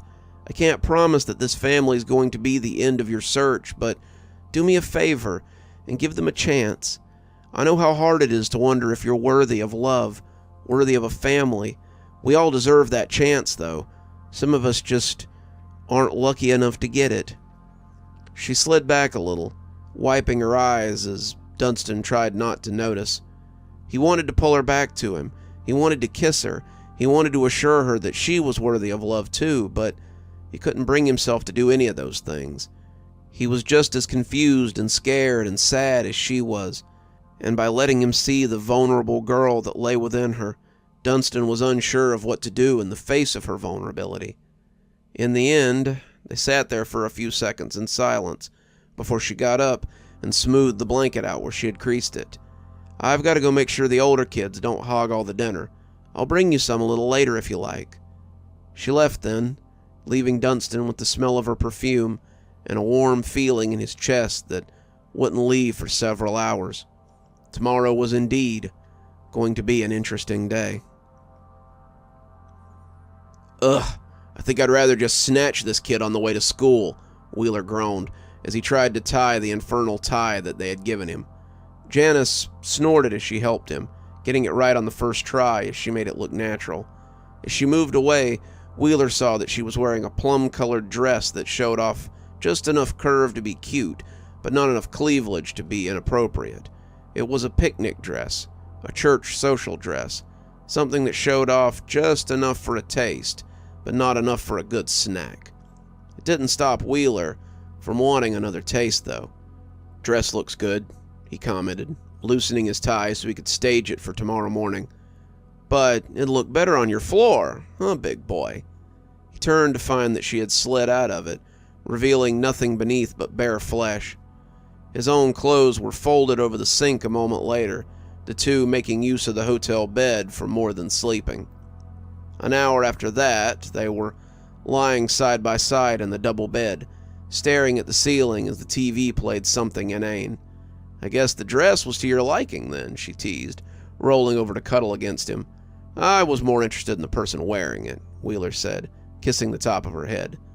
The two were quiet for a minute, Wheeler wanting a cigarette more than life itself. He always liked to smoke after he'd finished. There was something about having that nicotine high while you were still cresting in the afterglow that really did it for him. It was the perfect cap-off, and if they had been in his house in Brewster, he'd have gone out on the balcony, as naked as the day he was born to have one. The closest neighbor would have to report him for indecency through a telescope, and that was just the way that Wheeler liked it. "Better hope you didn't leave more than memories behind," she joked. "We could get in a lot of trouble if you did." Wheeler sighed. She would have to bring up something like that. "It's what I love about you, Janny. You really know how to bring me back to reality." "I was just saying, you know how the site feels about washouts hooking up. Like these kids aren't screwing like rabbits half the time while they're at the site anyway," Wheeler scoffed, rolling out of bed, out of her suddenly cloying embrace as he looked for his jeans. "That's different," she said, sitting up on one elbow as the comforter helped her retain her modesty. "Those kids are probably going to graduate. Washouts don't get the pleasure of going to the next level." He found them, telling her he was going to smoke. What she said next stopped him in his tracks, though. "I was pregnant once. Did you know that?" He had stopped about 3 easy steps from the door, and he really wanted to walk out of it and smoke on the walkway. Anything would be better than this conversation, but his curiosity was piqued. "Nah, I didn't. It was after I washed out. I was in college for a while, but I came back to the site after washing out of that, too. Just wasn't a good fit for civilian life, I guess." Wheeler could relate. He'd spent 4 years in the Army, but all 4 had felt like a lie.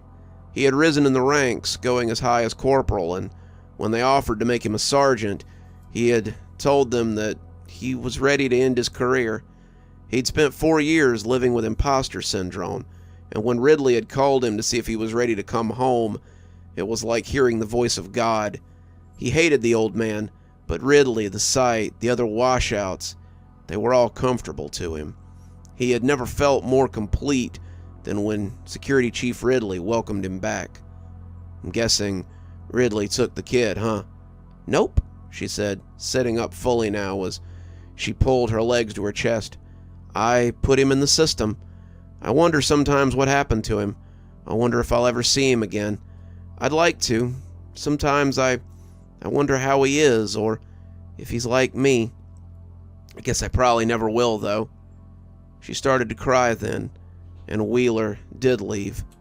By the time he had left 3 butts out on the concrete of the parking lot, he returned to find her fast asleep. That was good.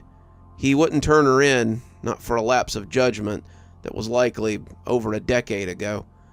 As he settled into the bed next to Janice, he reflected that he could see himself being happy with her. Janice, a brat or two, a 2-car garage, vacations, PTO meetings, the whole thing. They could be happy together. They could make it work. Who would watch the kids, though, while they were out snatching? Good old Grandpa Ridley and his ghoulish little kindergarten, probably. Wheeler put it out of his mind as he tried to get some sleep. He needed to be on his toes for tomorrow.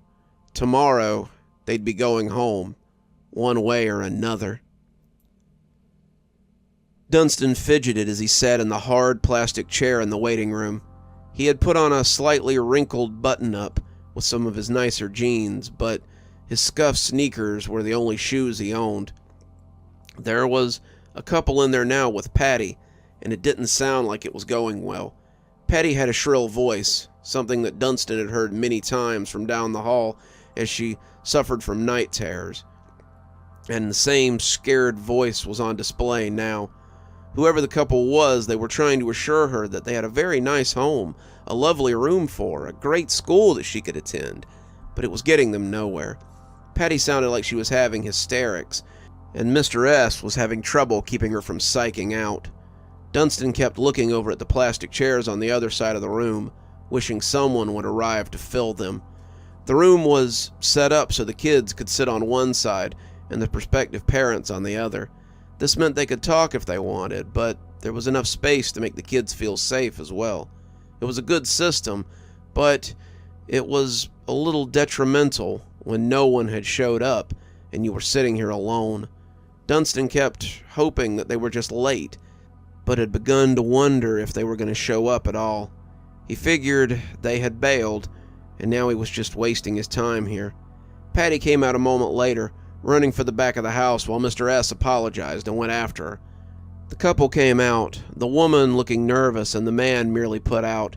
They looked at Dunston, the man nodding, and both began talking softly about whether they should stay or not. It was pretty clear now that Patty wasn't going home with them, and the man sounded like he wanted to go make a phone call. The woman dithered for a moment as he left, finally deciding to go after him. That was when it happened. The back of her shoe snapped like a twig, and she stumbled as she spilled her papers across the tile floor. She cussed quietly as she bent down to get them, and Dunston had gone to his knees to help her before he could think better of it. "Let me help you with that," he said, putting on his best talking to grown-ups voice as he scooped up the forms. "I'm so clumsy. I'd lose my head if it wasn't—" When her hand touched his briefly, Dunston got a shock of something that was stronger than anything he'd ever seen. Someone was dropping off a baby at the fire station. The baby was sleeping, but he wiggled as she set him on the coarse steps. The blanket he was in was blue, a thick one, so she could hide his face from the sun. He started to cry as she left, and she looked back only once before running off in a hurry. When Dunston stopped shaking, the woman was holding him, asking if he was okay. "Mom," Dunston breathed, looking at her with odd certainty. "Mom! Mom! Mom!" The woman seemed confused, her face hopeful, but her mind rebelling against the idea. "No, I'm not your mother. I don't even... You dropped me off on the fire station steps. You wrapped me in a blanket, a blue one. The brand was Dunston Wildmore. That's what they put on my papers. That's why they call me Dunston. You put me there so I'd be safe. You put me there so someone would find me. You put me there so someone else wouldn't find me. You tried to forget where you left me so that they couldn't find me." Dunston felt like his head was full of bees. He'd never had a seizure before, but as he bucked and shook, he saw the woman's face going pale. She was hyperventilating, trying to stop herself from choking, and as the man came back in, she mouthed something to him, and he seemed confused. "Him? We can't take him. He's not on the order. "We're taking him. He's the only one they'll want," she said, scooping up Dunston into her arms. "The Kitchery girl is the man started, but just before Dunston passed out, he heard the woman say something that didn't make a lot of sense at the time. "He has my gift, Wheeler. They'll want him." Everything went black as they hurried him out of the parking lot. Dunston would wake up in a new bed with a new group of kids around him, in a place that was more like the basement he'd escaped from than the home he'd been hoping to find. Wheeler was furious as they drove away from the halfway house. "What were you thinking? What in God's name were you thinking?" Janice was sitting in the back seat, stroking the boy's hair as she watched him sleep. He'd passed out after his little fit, but she had a syringe ready for when he came around. Janice wanted to talk to him, to ask him about his life, but she knew that would be dangerous. He clearly had her ability, the seeing from objects that she had experienced as a girl, and if it was as strong as hers had been, the sight would benefit from it. The Kitchery girl had been a dream seer, and they were a dime a dozen. An automatic writer, however, was something they didn't have right now. "He's my son," she said, feeling certain of it as they drove away, "and he's coming home now." He had been right, though she had been a fool to try it. She had tried to hide him from the black site 16 years ago, but now she knew better. She had been young and impetuous. She supposed that hadn't changed, but she'd seen the site as a boogeyman that would eat her son up. Now she was smarter. Now she knew better. The site would help him. Ridley would help him. He would grow up to be a fine agent, just like her. Either that or he would graduate and know joys that she could never. "I've got to call this in," Wheeler said, picking up the phone as he sped up the road. "They're going to kill us both. We royally screwed up here, Janny." As he talked on the phone to Ridley, Jan knew that wasn't the case. Ridley would be mad, furious probably, but he would accept Dunston. Janice knew that he had the spark. She knew it as surely as she knew that he was as powerful as she had been. She knew because when they had touched, as she touched his hair now in fact, she could see his life playing out like a movie, just for her. She hadn't seen these things in nearly 20 years, not since she had washed out. He had sparked something in her that had been gone, and she knew that the site would accept him. It seemed that Dunston would be starting kindergarten, right along with the others in the new class.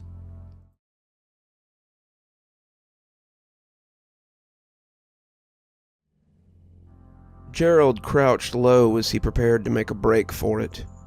He watched the two forms as they stumbled about the 3-bedroom trailer, their movements angry and jerky. They were drunk again. They were drunk every night, and Gerald could see that if they caught him, there were several scenarios that would cause this to be his last escape attempt. He saw 4 potential paths before him, but only 2 were routes that wouldn't lead to his death. The 2 paths were black strings, paths that would lead to a bottle upside his head or an accidental shooting. The third was a red string, danger, but a chance for escape. The fourth was a blue string, the familiar blue string that led to his future. Gerald tensed as he crouched between 2 bushes in his side yard, the backpack held tight against him as he watched that blue string. It was going over the side yard fence, out towards the road, and if he could get out of the yard and on the path, he'd be home free. He'd thought as much before, but he had a good feeling about tonight, and he thought this might be the successful run that got him out of his abusive little family situation. He had taken his first step, his trainers peeking from the bush, when he stopped dead in his tracks. The blue string was suddenly twinged with orange, and as he watched, the orange became red as the fibers filled in the blue. Crap. That meant danger. The back door was flung open suddenly, and his father stumbled out of their trailer and looked at the yard from the back porch.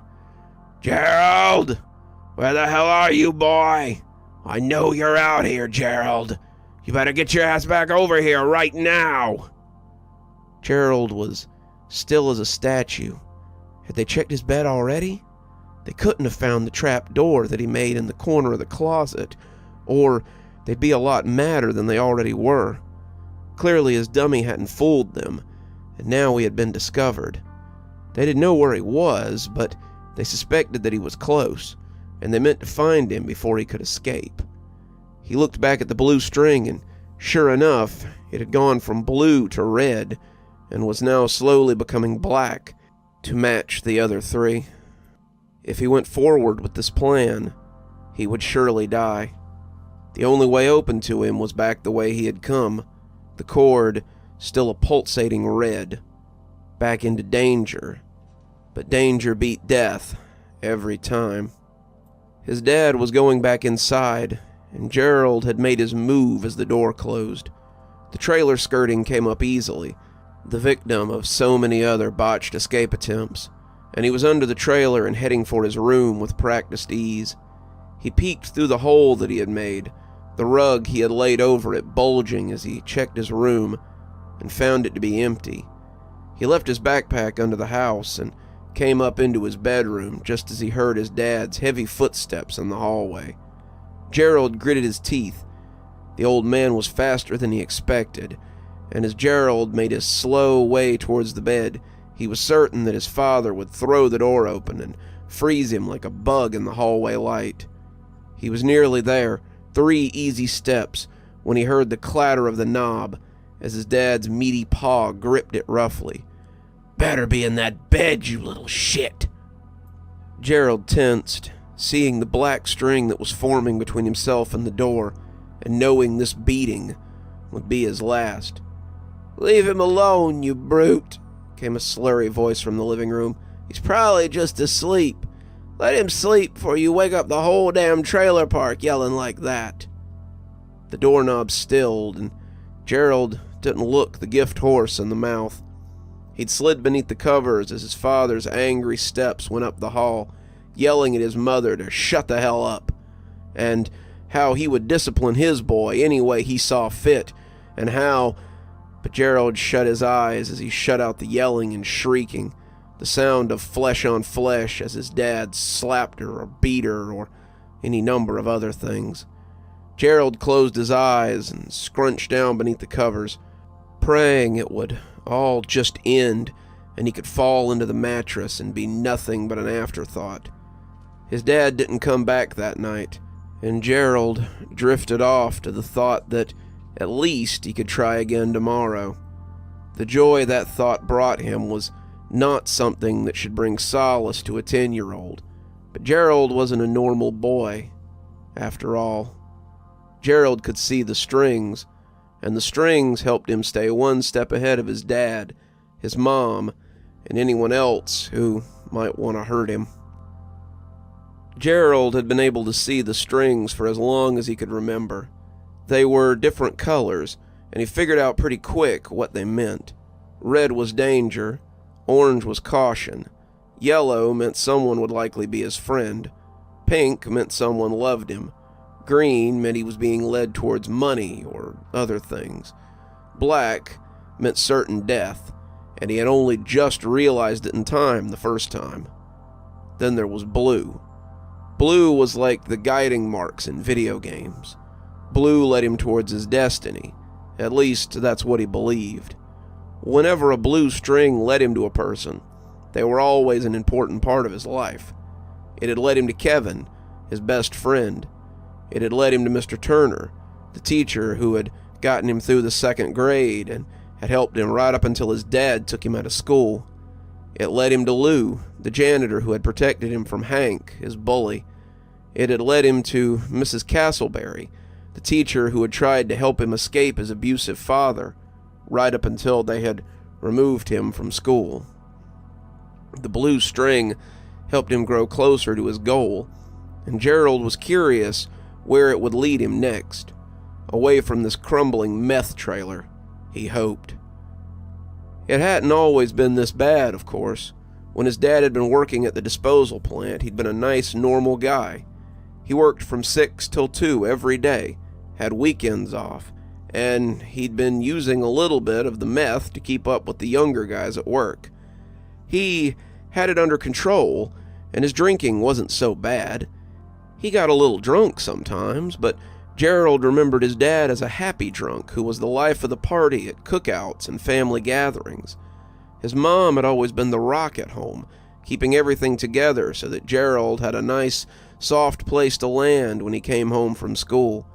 They were living in a rental trailer owned by a guy who sold his dad drugs. That was true, but they were saving up for a house outside the trailer court, and soon, his dad had promised, they would have a nice new house with a big backyard and some things to play on, and maybe even a puppy. Those days made Gerald smile when he remembered them, until he remembered that they had been a lie. Well, not a lie. Not really. More like a dream that remained unrealized, and likely would never be. It all started when his dad got hurt at work. "Please, Milton, I'm sorry." His mother's cries of pain woke him up, and Gerald realized he had only dozed off for a few minutes. He could hear the sound of his father's hand as he took his poor wife to task, slapping her again and again as she cried out pitifully. He was slurring something at her, his speech unintelligible between the drugs and the booze. She was gibbering wetly, and Gerald thought that he might be about to kill her like he intended to kill Gerald. "There, now look what you made me do. You think I like hitting you? Do you? Do you?" Whether he did or not, he hit her again for good measure, and then all was quiet beyond the low sobbing of his mother. She'd been part of the reason he hadn't left yet. Part, but not all. There was a naive part of Gerald that hoped that maybe things could turn around. Maybe they could be that happy family again. Maybe things could go back to what they were, and they could leave this depressing little place and return to the daydream of their brick house with the backyard and the puppy. It was a good dream, but it was never going to happen. It had all started with a bad fall. It had been raining when Dad fell. The rain had made the step where he put his foot slippery. The truck he had been riding on the back of had taken a bump a little too hard. His dad had been tired from lugging cans in the rain all day, and his grip hadn't been as good as it could be. Regardless of the reason, his father had slipped off the back of the truck and hurt his back. It hadn't been a bad injury. His father had healed up in a matter of weeks.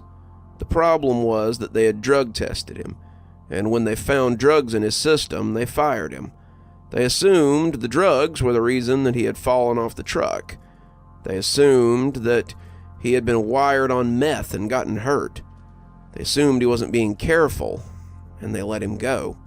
They made a lot of assumptions, but all of them led to his dad being fired. That had led to his landlord making him an offer. When he couldn't pay the rent, his landlord offered to let him sell drugs in the trailer park. After he'd healed from his injury, he offered to teach him how to cook. His father cooked the product that he sold for his landlord, and by the time Gerald entered the 4th grade, his dad was hooked on a variety of substances. These drugs mixed well with his alcohol abuse, which was less of a fun party trick and more of a problem at home now. His mother was drinking as well, needing to cope with the prospects of living with Gerald's dad, and Gerald felt like he was the only sane person at home sometimes. 4th grade was the only year his dad started really hurting him. His dad had hurt him before. The more drugs he used and alcohol he drank, the angrier he seemed to become, but he was always careful about how he did it up until that point. Gone was the happy guy who used to toss the ball around with him or play Mario Kart on the old Super Nintendo in the living room. Gerald's dad was prone to fits of rage and sudden bouts of unexplainable anger, and it was usually targeted at Gerald, or his mom. His mother tried to shield him from it more than once, but Gerald often found himself wearing long sleeves well into the hot months and pants year-round. So far, no one had seen the bruises or the burn marks or the casual clues of childhood trauma, but that would change one afternoon as he came home a little later than usual. It wasn't Gerald's fault he had been late. The bus had been running behind schedule, and Gerald had gotten home at 3:50 instead of 3:30. His dad had been waiting for him in the living room, and Gerald knew from the moment he saw him that he had been mad. He was sitting in his easy chair, his bloodshot eyes trained on the door, and when he called Gerald to him, his fingers had been digging furrows in the leather. "Where have you been?" his father growled, and Gerald could smell his rancid breath on his face. "The bus was late, Dad. The next thing he knew, he was lying on the floor, and his face felt like someone had hit it with a bat. "Don't you lie to me. I know you were out getting up to no good. Don't you dare lie to me. Don't you ever lie to me, boy. But then his mother had come running in, screaming bloody murder, as she saw what he had done. "Milton, for God's sake, you punched him in the face!" That explained a lot to Gerald at that moment. As his mother cradled his head, his father looking angry and worried as he glowered over him, Gerald felt like one of those computers that's been trying to load something, but just can't find it. In this case, the something was his ability to breathe and speak. He was struggling to figure out what had happened to him, and thankfully, his mom was content to repeat it a half a dozen times so his brain could catch up. His dad had socked him one. He had punched his ticket. He had clocked him and bent his gears. Gerald felt his world spinning drunkenly, and when he'd passed out, it had been a mercy. As he lay here now, listening to his mother sniffle from the living room and the TV blare out a western or a war movie, Gerald wished for oblivion now too. He wished, but apparently whatever force grants wishes for little kids in desperate situations had the night off, and he was left to shudder in his fear and cowardice a while longer. Sometimes I think Ridley really has lost his mind. Agent Tanner was cruising through the trailer park, his lights off and his speed low. This was not the place you wanted to cruise this time of night, and he knew it. Anyone looking out the windows at 3 a.m. would assume that he was looking for some place to buy drugs, and who could blame them? He was rolling along in a Chomo Special, a white panel van with no windows in the back, and the whole thing just screamed kidnap job. He would have rather posted up outside the court, pretending to be broken down, but Ridley had been very clear on what he wanted them to do. "You'll know the kid when you find him, or more likely he'll find you. I have a sneaking suspicion that the kid we're looking for will be just as ready to leave his situation as you will be to help him." "Shh," Danver hissed, looking fretfully. "He'll hear you." Tanner scoffed. "His ears are pretty big, but I don't think he can hear me 7 states away. And so what if he does? It's no secret we all think he's a nut." I don't," Agent Merrill Danvers said quickly. "I think he's a genius, and we should all thank him for the hard work that he does." Tanner rolled his eyes as he took a curve at 5 miles an hour and passed down another long line of identical trailers. A snatch of song occurred to him, something his mother had sung when he was very young, in a place as different as this from night and day. He didn't remember much about that time, a time before being taken to the kindergarten, but the things he remembered often came back in short bursts when he least expected them. Case in point, he remembered vividly the whir of his little dump truck on the thick carpet of his house, and the click, click, click of his mother's sewing needles as she sang a song that encapsulated this place so well. "Little boxes on the hillside, little boxes made of ticky-tacky, little boxes on the hillside, little boxes all the same. There's a blue one, and a green one, and a pink one, and a yellow one, and they're all made out of ticky-tacky, and they—" "Did you say something?" Agent Danvers said, and Tanner shook himself as he made another left turn. Nothing, he whispered, looking at the houses as he rolled past. All of them looking much the same. So, how do we know when we've found the right spot? Danvers shrugged. We don't, I guess. Just keep driving till we find him. We know he's here somewhere, so we just... As the big double-wide came into view near the rear of the trailer court, Agent Tanner suddenly had a very new intuition that had nothing to do with the houses or ticky-tacky or anything. I think, Danny boy, I might have a better idea. Gerald lay beneath the covers and listened to the snores coming from the living room. He couldn't be sure if it was a trap or not, but his mother had stopped crying, and that was a blessing. He looked at the floor of his bedroom and tried to find the string, seeing a pulsating orange line that extended into the hallway. Orange wasn't red. Orange was only slightly dangerous. But the pulsating made him think that time wasn't quite right yet. He yawned, not sure what time it was, but knowing it was early. He had dozed off for a little. He couldn't be sure how long. The old and battered Mickey Mouse alarm clock on the nightstand told him that it was about 3 a.m., but he wasn't entirely sure what time he had come back in through the hole in the floor. He rubbed a fist against his eyes, wincing as the pain moved through him. The first bruise was gone, but it hadn't been the last. The first one had been noticed by his teacher, Mrs. Castleberry. He had tried to hide it, not wanting his mother and father to get in trouble, but a black eye was harder to hide than bruises on your arms and legs. All his teachers knew that Gerald was not prone to fights and generally got along with his classmates. He had a way about him that often kept him away from bullies and gravitated him towards people who would be his friends. They also knew that Gerald's father had become mean as of late, refusing to help with class activities and generally being hostile to anyone who called the house to remind him of functions or parent-teacher nights. Many of them had suspected that his father had been abusing him for a few years now, and the size of that shiner that he now bore made them believe that he had finally taken it too far. When Mrs. Castleberry had asked him to stay after class, he'd been afraid that he'd done poorly on the last geography test he'd taken. It turned out it was much worse than that. "Gerald," she said, trying to be diplomatic, "I couldn't help but notice your injury. Are you feeling okay?" "Oh, this?"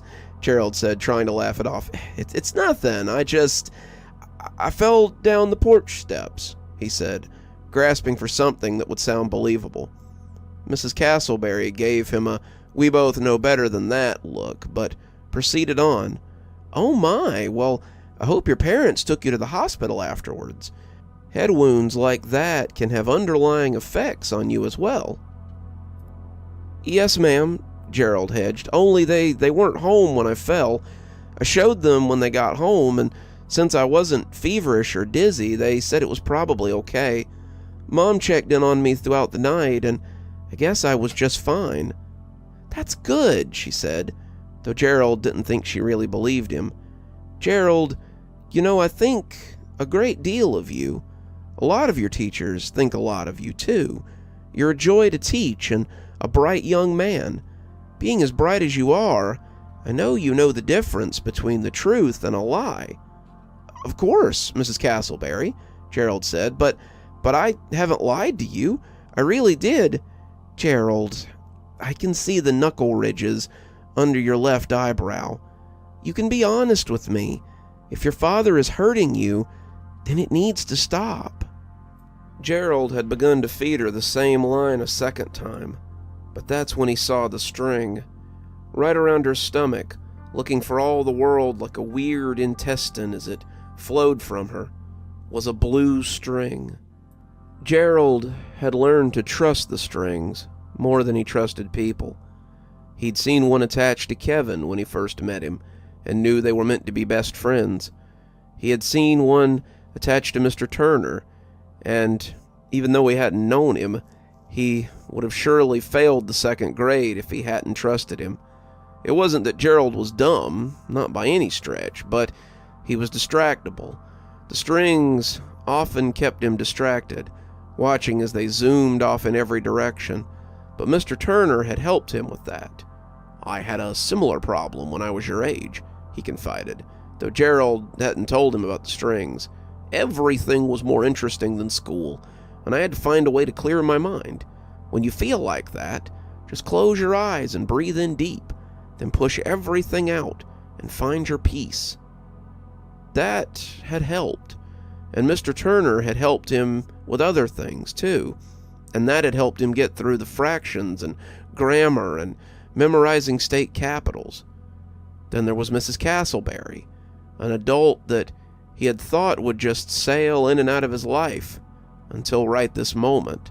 She had the blue string, and that meant that she was important. He could feel the tears coming, and he didn't want them to. "It isn't his fault. He's been in a lot of pain since he fell off the truck." He told her the whole story, the abuse and all, and 1,000 excuses for his father besides.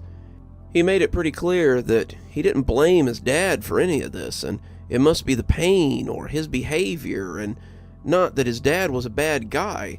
He loved his dad, despite how he acted, and he remembered fondly the times they'd played catch or cars, or when he'd fixed his balsa wood glider with tape and they'd played airport in the backyard. He laid it all out, and when he was done, she said it would be okay and that she could fix it. He realized too late that the string was orange now, and that he had messed everything up. Mrs. Castleberry had called Child Protective Services, and that had been bad. They had called his parents to let them know that he was going into protective care, and that was worse. His dad had told him 100 times what happened to kids in CPS. Kids died there. Kids got worse than dead there, and Gerald knew that if he went, something bad would happen to him. They took him down to the Department of Children and Families in the big building downtown, the one you went to see the judge in. He sat in the same room as his parents and listened as Mrs. Castleberry told the CPS lady how she had noticed bruises as he tried so hard to hide them. She'd seen them, seen how he limped sometimes, but she had never had any solid proof. "When I saw the bruise around his eye, however, I know that someone had finally gone too far." Then Mr. Turner had come in, and Gerald realized that everyone had known, despite how much he had tried to hide it. It wasn't as bad when he was in my class. His father's accident wouldn't occur until the 3rd grade, but I saw them over the years. Bruises on his arms were hard to miss, especially when I worked so closely with him. Sometimes he winced when he sat down. Sometimes he limped a little, though he tried to hide it. But mostly it was the way he craved praise. When his eyes lit up, you could tell there wasn't a lot of praise at home. Sometimes, and it broke my heart to see it, he would flinch away from me when I would lift a hand to pat his shoulder or his back. Someone had been hurting him, but I had hoped it wasn't his father. He idolized his father. It was pretty easy to tell, and the thought that his hero was giving them these injuries was horrific. They had turned to Gerald then, wanting him to tell them what had happened. Mrs. Castleberry had prepared him for this. He would have to tell them what his father had done. Then he could be removed from the situation. He had hoped that maybe she would take him in, but she had shaken her head sadly when he suggested it and told him she wasn't in a position to take in children right now. "My apartment isn't big enough for me most of the time. No, very likely they'll put you in a foster home for a while. With any luck, your mother will prove a better caregiver than your father, and you can go back to living with her." "Just long enough for someone to mess you up worse than I ever could," the voice of his father had said in his head. His father had assured him that foster homes would make the torture he received at home look like child's play. They would break his bones. They would burn him. They would touch him in places the TV shows said they shouldn't be touched, and everything in between. He wouldn't have his mother there to take the beatings for him, and he would suffer constantly. Gerald didn't care, though. If it would get his father taken away so he couldn't hurt his mother or him anymore, then it would be worth it. He got up, prepared to tell them what had happened, but one look at his father, and the words curdled in his throat. He was smiling, his face a mask of serenity, and his eyes held all the crazy light of a desert hermit. Those eyes promised Gerald that no matter what he did, he'd find him. He could live with a family in the North Pole, could live with a family on the moon, and he would still find him. He would drag him home, he would kill whatever family was hiding him, and he would hurt Gerald worse than he ever had. Looking at him now, Gerald found he couldn't tell the truth. Looking at his father as he sat quietly across from him, Gerald was forced to fall back on his comfortable lies. Worst of all was the blue string that now connected the two of them. The blue string that let him know that his dear old dad was still good for something. I don't know what they're talking about. I fell down the stairs. I hurt myself. I'm accident prone. Please don't take me away from my family. I want to go home. I want to go home. Please, just let me go home. As he said it, Gerald maintained eye contact with his father, begging him not to hold a grudge and let him come home. The CPS officer only shrugged, telling the two teachers that without a witness, there was no crime. Gerald went home with his parents in the end, and Mr. Turner and Mrs. Castleberry stood watching him go like a mirror of his own parents. They didn't look angry at Gerald, only sad and worried about the boy that they had almost freed. Gerald blinked hard, his eyes heavy, but if he fell asleep now, he might never wake up again. The string was working its way back to blue, but if he was going to catch it, then he needed to be ready. Something about the string made him think that today was the day that something good was going to happen, and if he missed it, then it might be his last opportunity. He had to trust in the string. It had gotten him this far, and he really had nothing else to trust in. His father had waited till the trailer door closed, and then began his evening torture. Gerald was subject to a beating like nothing he had ever seen before, and all of it was topped off by the constant stream of demoralization that flowed from his father. He could smell the acrid smell of cooking meth, the burning plastic of a roasted extension cord mixed with the pissy smell of overcooked bleach and his own blood in his nose. He suddenly knew the source of his father's rage. He had stopped long enough to look sane for the meeting with the CPS, but now he was looking forward to beating his son, who had dared to defy him, and cap it off by knocking his wife around and pulling that poison into his lungs and falling into a drug-induced euphoria. Gerald had passed out on the floor that night, waking up in his bed the next morning to be informed that he had been taken out of school. He was homeschooled now, and would be for as long as it took anyone to forget that bruise, or his name, or anything else about him. That had been the first time that Gerald had tried to escape, he reflected with a yawn, and as he drifted off again, he also reflected that it wasn't the last. The door to the manager's trailer had come open relatively easy for someone the feds suspected of being the tri-state area's major supplier of methamphetamines. Tanner had expected a gun in his face or a snarling dog, hell, even a chain lock, but the door had crashed open after only a single kick to reveal a very empty office.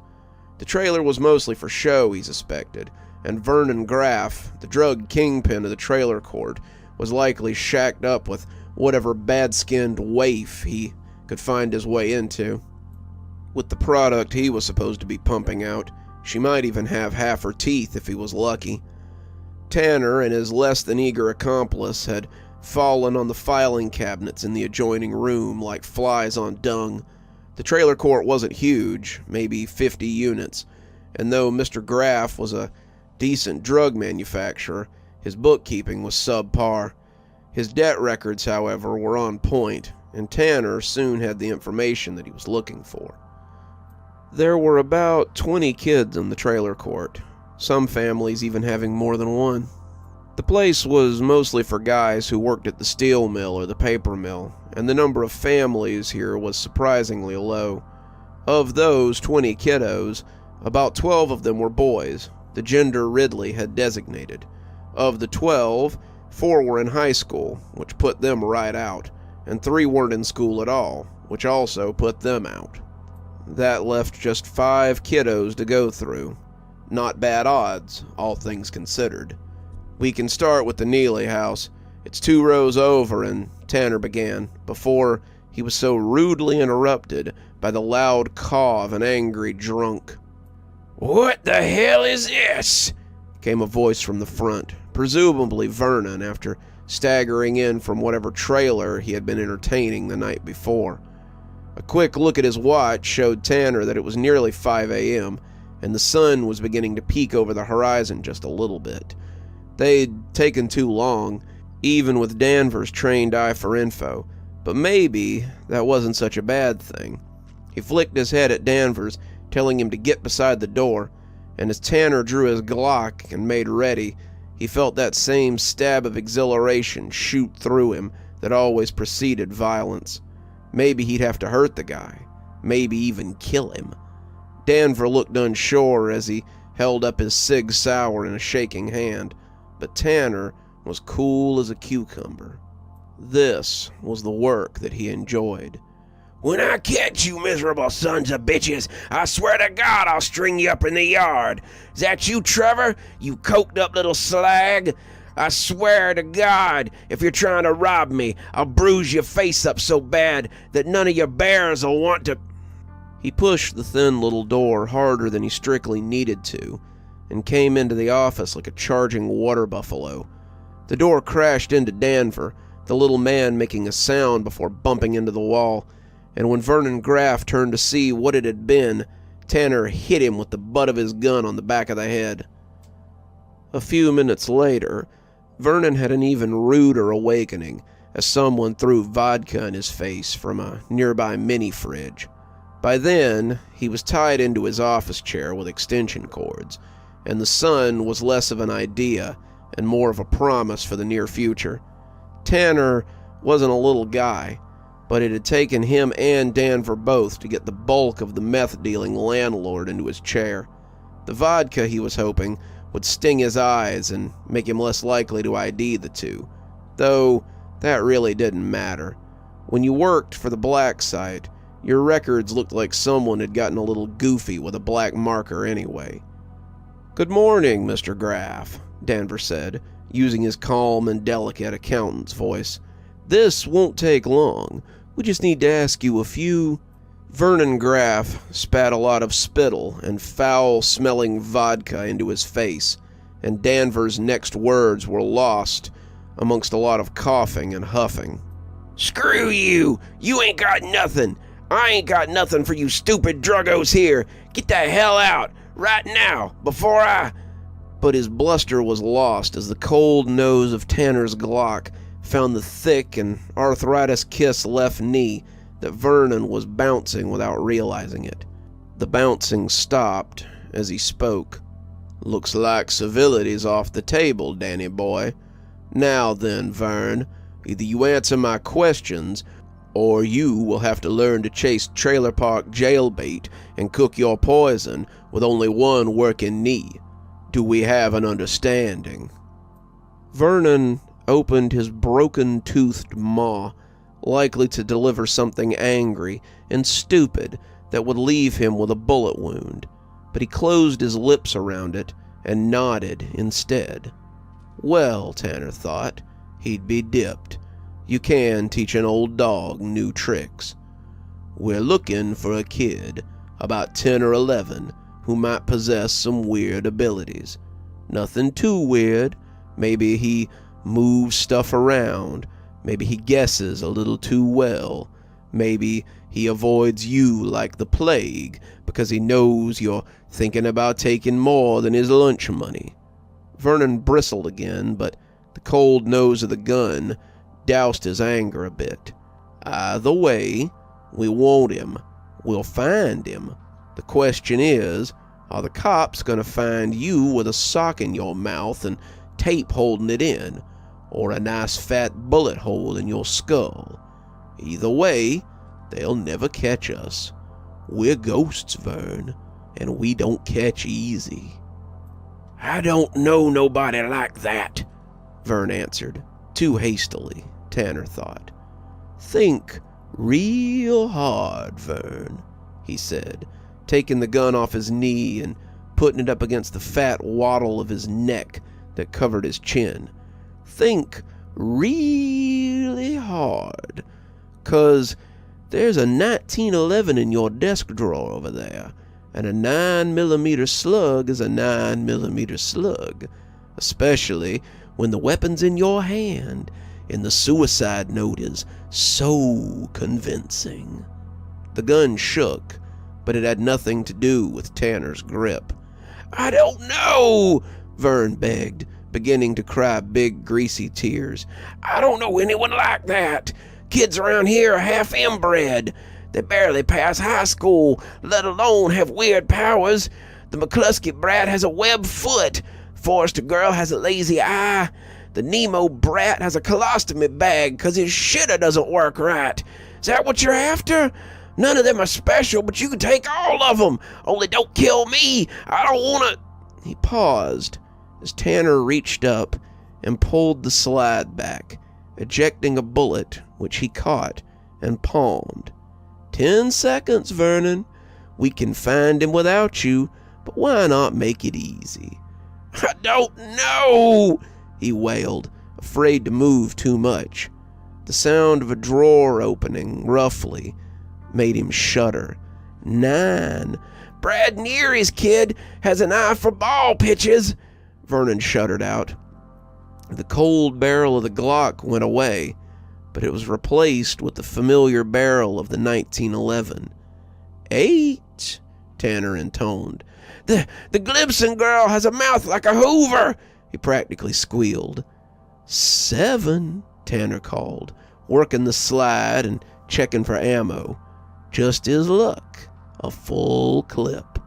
6, he said, Vernon reduced to blubbering by this point. 5, 4, 3, "Gerald Worley!"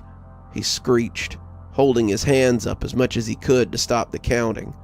"Couldn't hear that," Tanner said, wedging the gun into his wattles. "Want to try again?" "Gerald Worley," Vernon panted. "Milton Worley's kid. I've watched him follow weird paths like my grandma used to do with a divining rod when I was little. She was looking for water, but I don't know what this kid's looking for. Sometimes he seems to follow stuff only he can see. And one time, I saw him follow it to a grate where he found $1 in time for the ice cream truck to roll by. I asked him once what he was doing, and he said he was following the strings.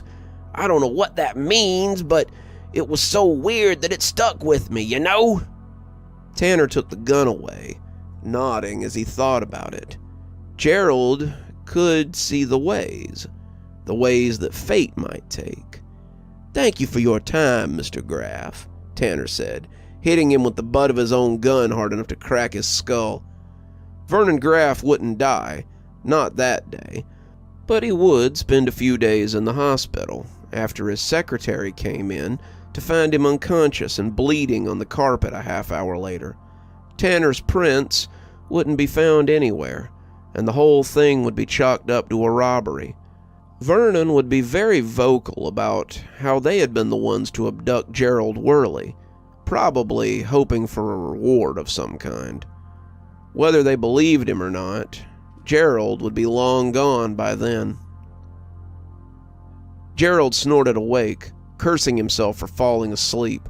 The blue string was probably throbbing now, and as he got out of bed, he was through the hole and under the skirting in a heartbeat. He had his bag, his meager possessions, and a thick blue string to guide him. This was it. This was his destiny. He was going to make it out of here. He was going to... The string led into the road, and that's how the white panel van came to be in his path, just in time for him to run smack dab into it. The only two more surprised than Gerald were Agents Danver and Agent Tanner. They had quite literally run smack into the boy that they were looking for, and the hit had been hard enough to knock him out cold. Gerald would come awake in a very different bed, surrounded by strangers, to the sound of a little girl crying. Gerald was the last student of this year's kindergarten class, and school was about to be in session. It was the strangest thing, but this is definitely the kid that Graff was talking about. Security Chief Ridley smiled, the effect enough to make his old students' blood run cold when they had reason to see it. You'd be surprised how many times things like this happen in our line of work. He was thinking about another potential kindergarten alumni who was coming in with his dropout mother. The two finally reunited after so long. These coincidences were normal for people in their line of work. Even so, Danver said, trying to make the conversation sound normal but letting his trepidation slip through, I'd wager that not many other snatch squads have the targets run into their transport and knock themselves out. Ridley nodded. That one was different. He let the silence slip by, knowing it would make Danver uncomfortable and wanting to hear him squirm a little. Charles Danver had been a squirmy little maggot when he had taken up residence at the site, a small child who had been hard to break of pissing his pants and stuttering ceaselessly. His parents had been more than happy to get rid of him, and Ridley had been happy to take him in. For a worm, he spoke like a king when he needed to, and he was a whiz with numbers. Even so, Ridley liked to listen to him squirm. So, anyway, we should be back at the site in 48 hours. We have enough drugs to keep him under, and his head injury looks superficial at best. For your sake, Danny boy, I hope so. If that kid dies of a brain bleed, then you can be my newest student in the kindergarten. Imagine how silly you'll look, trying to fit in with the kids, barely in middle school. Danver laughed, but there was no humor behind it. Till then, Ridley said, and hung up on him before he could respond. Looking at the roster on his computer, he ticked another box and smiled as a result. Of the 25 potential students, they had received 20. That was pretty good. 80% was well within parameters, but he had conducted class with less.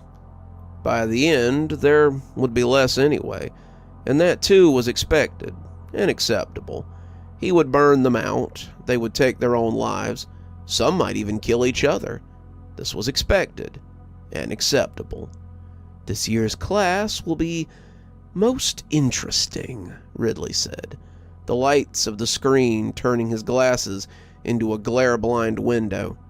He had no idea how prophetic those words would be.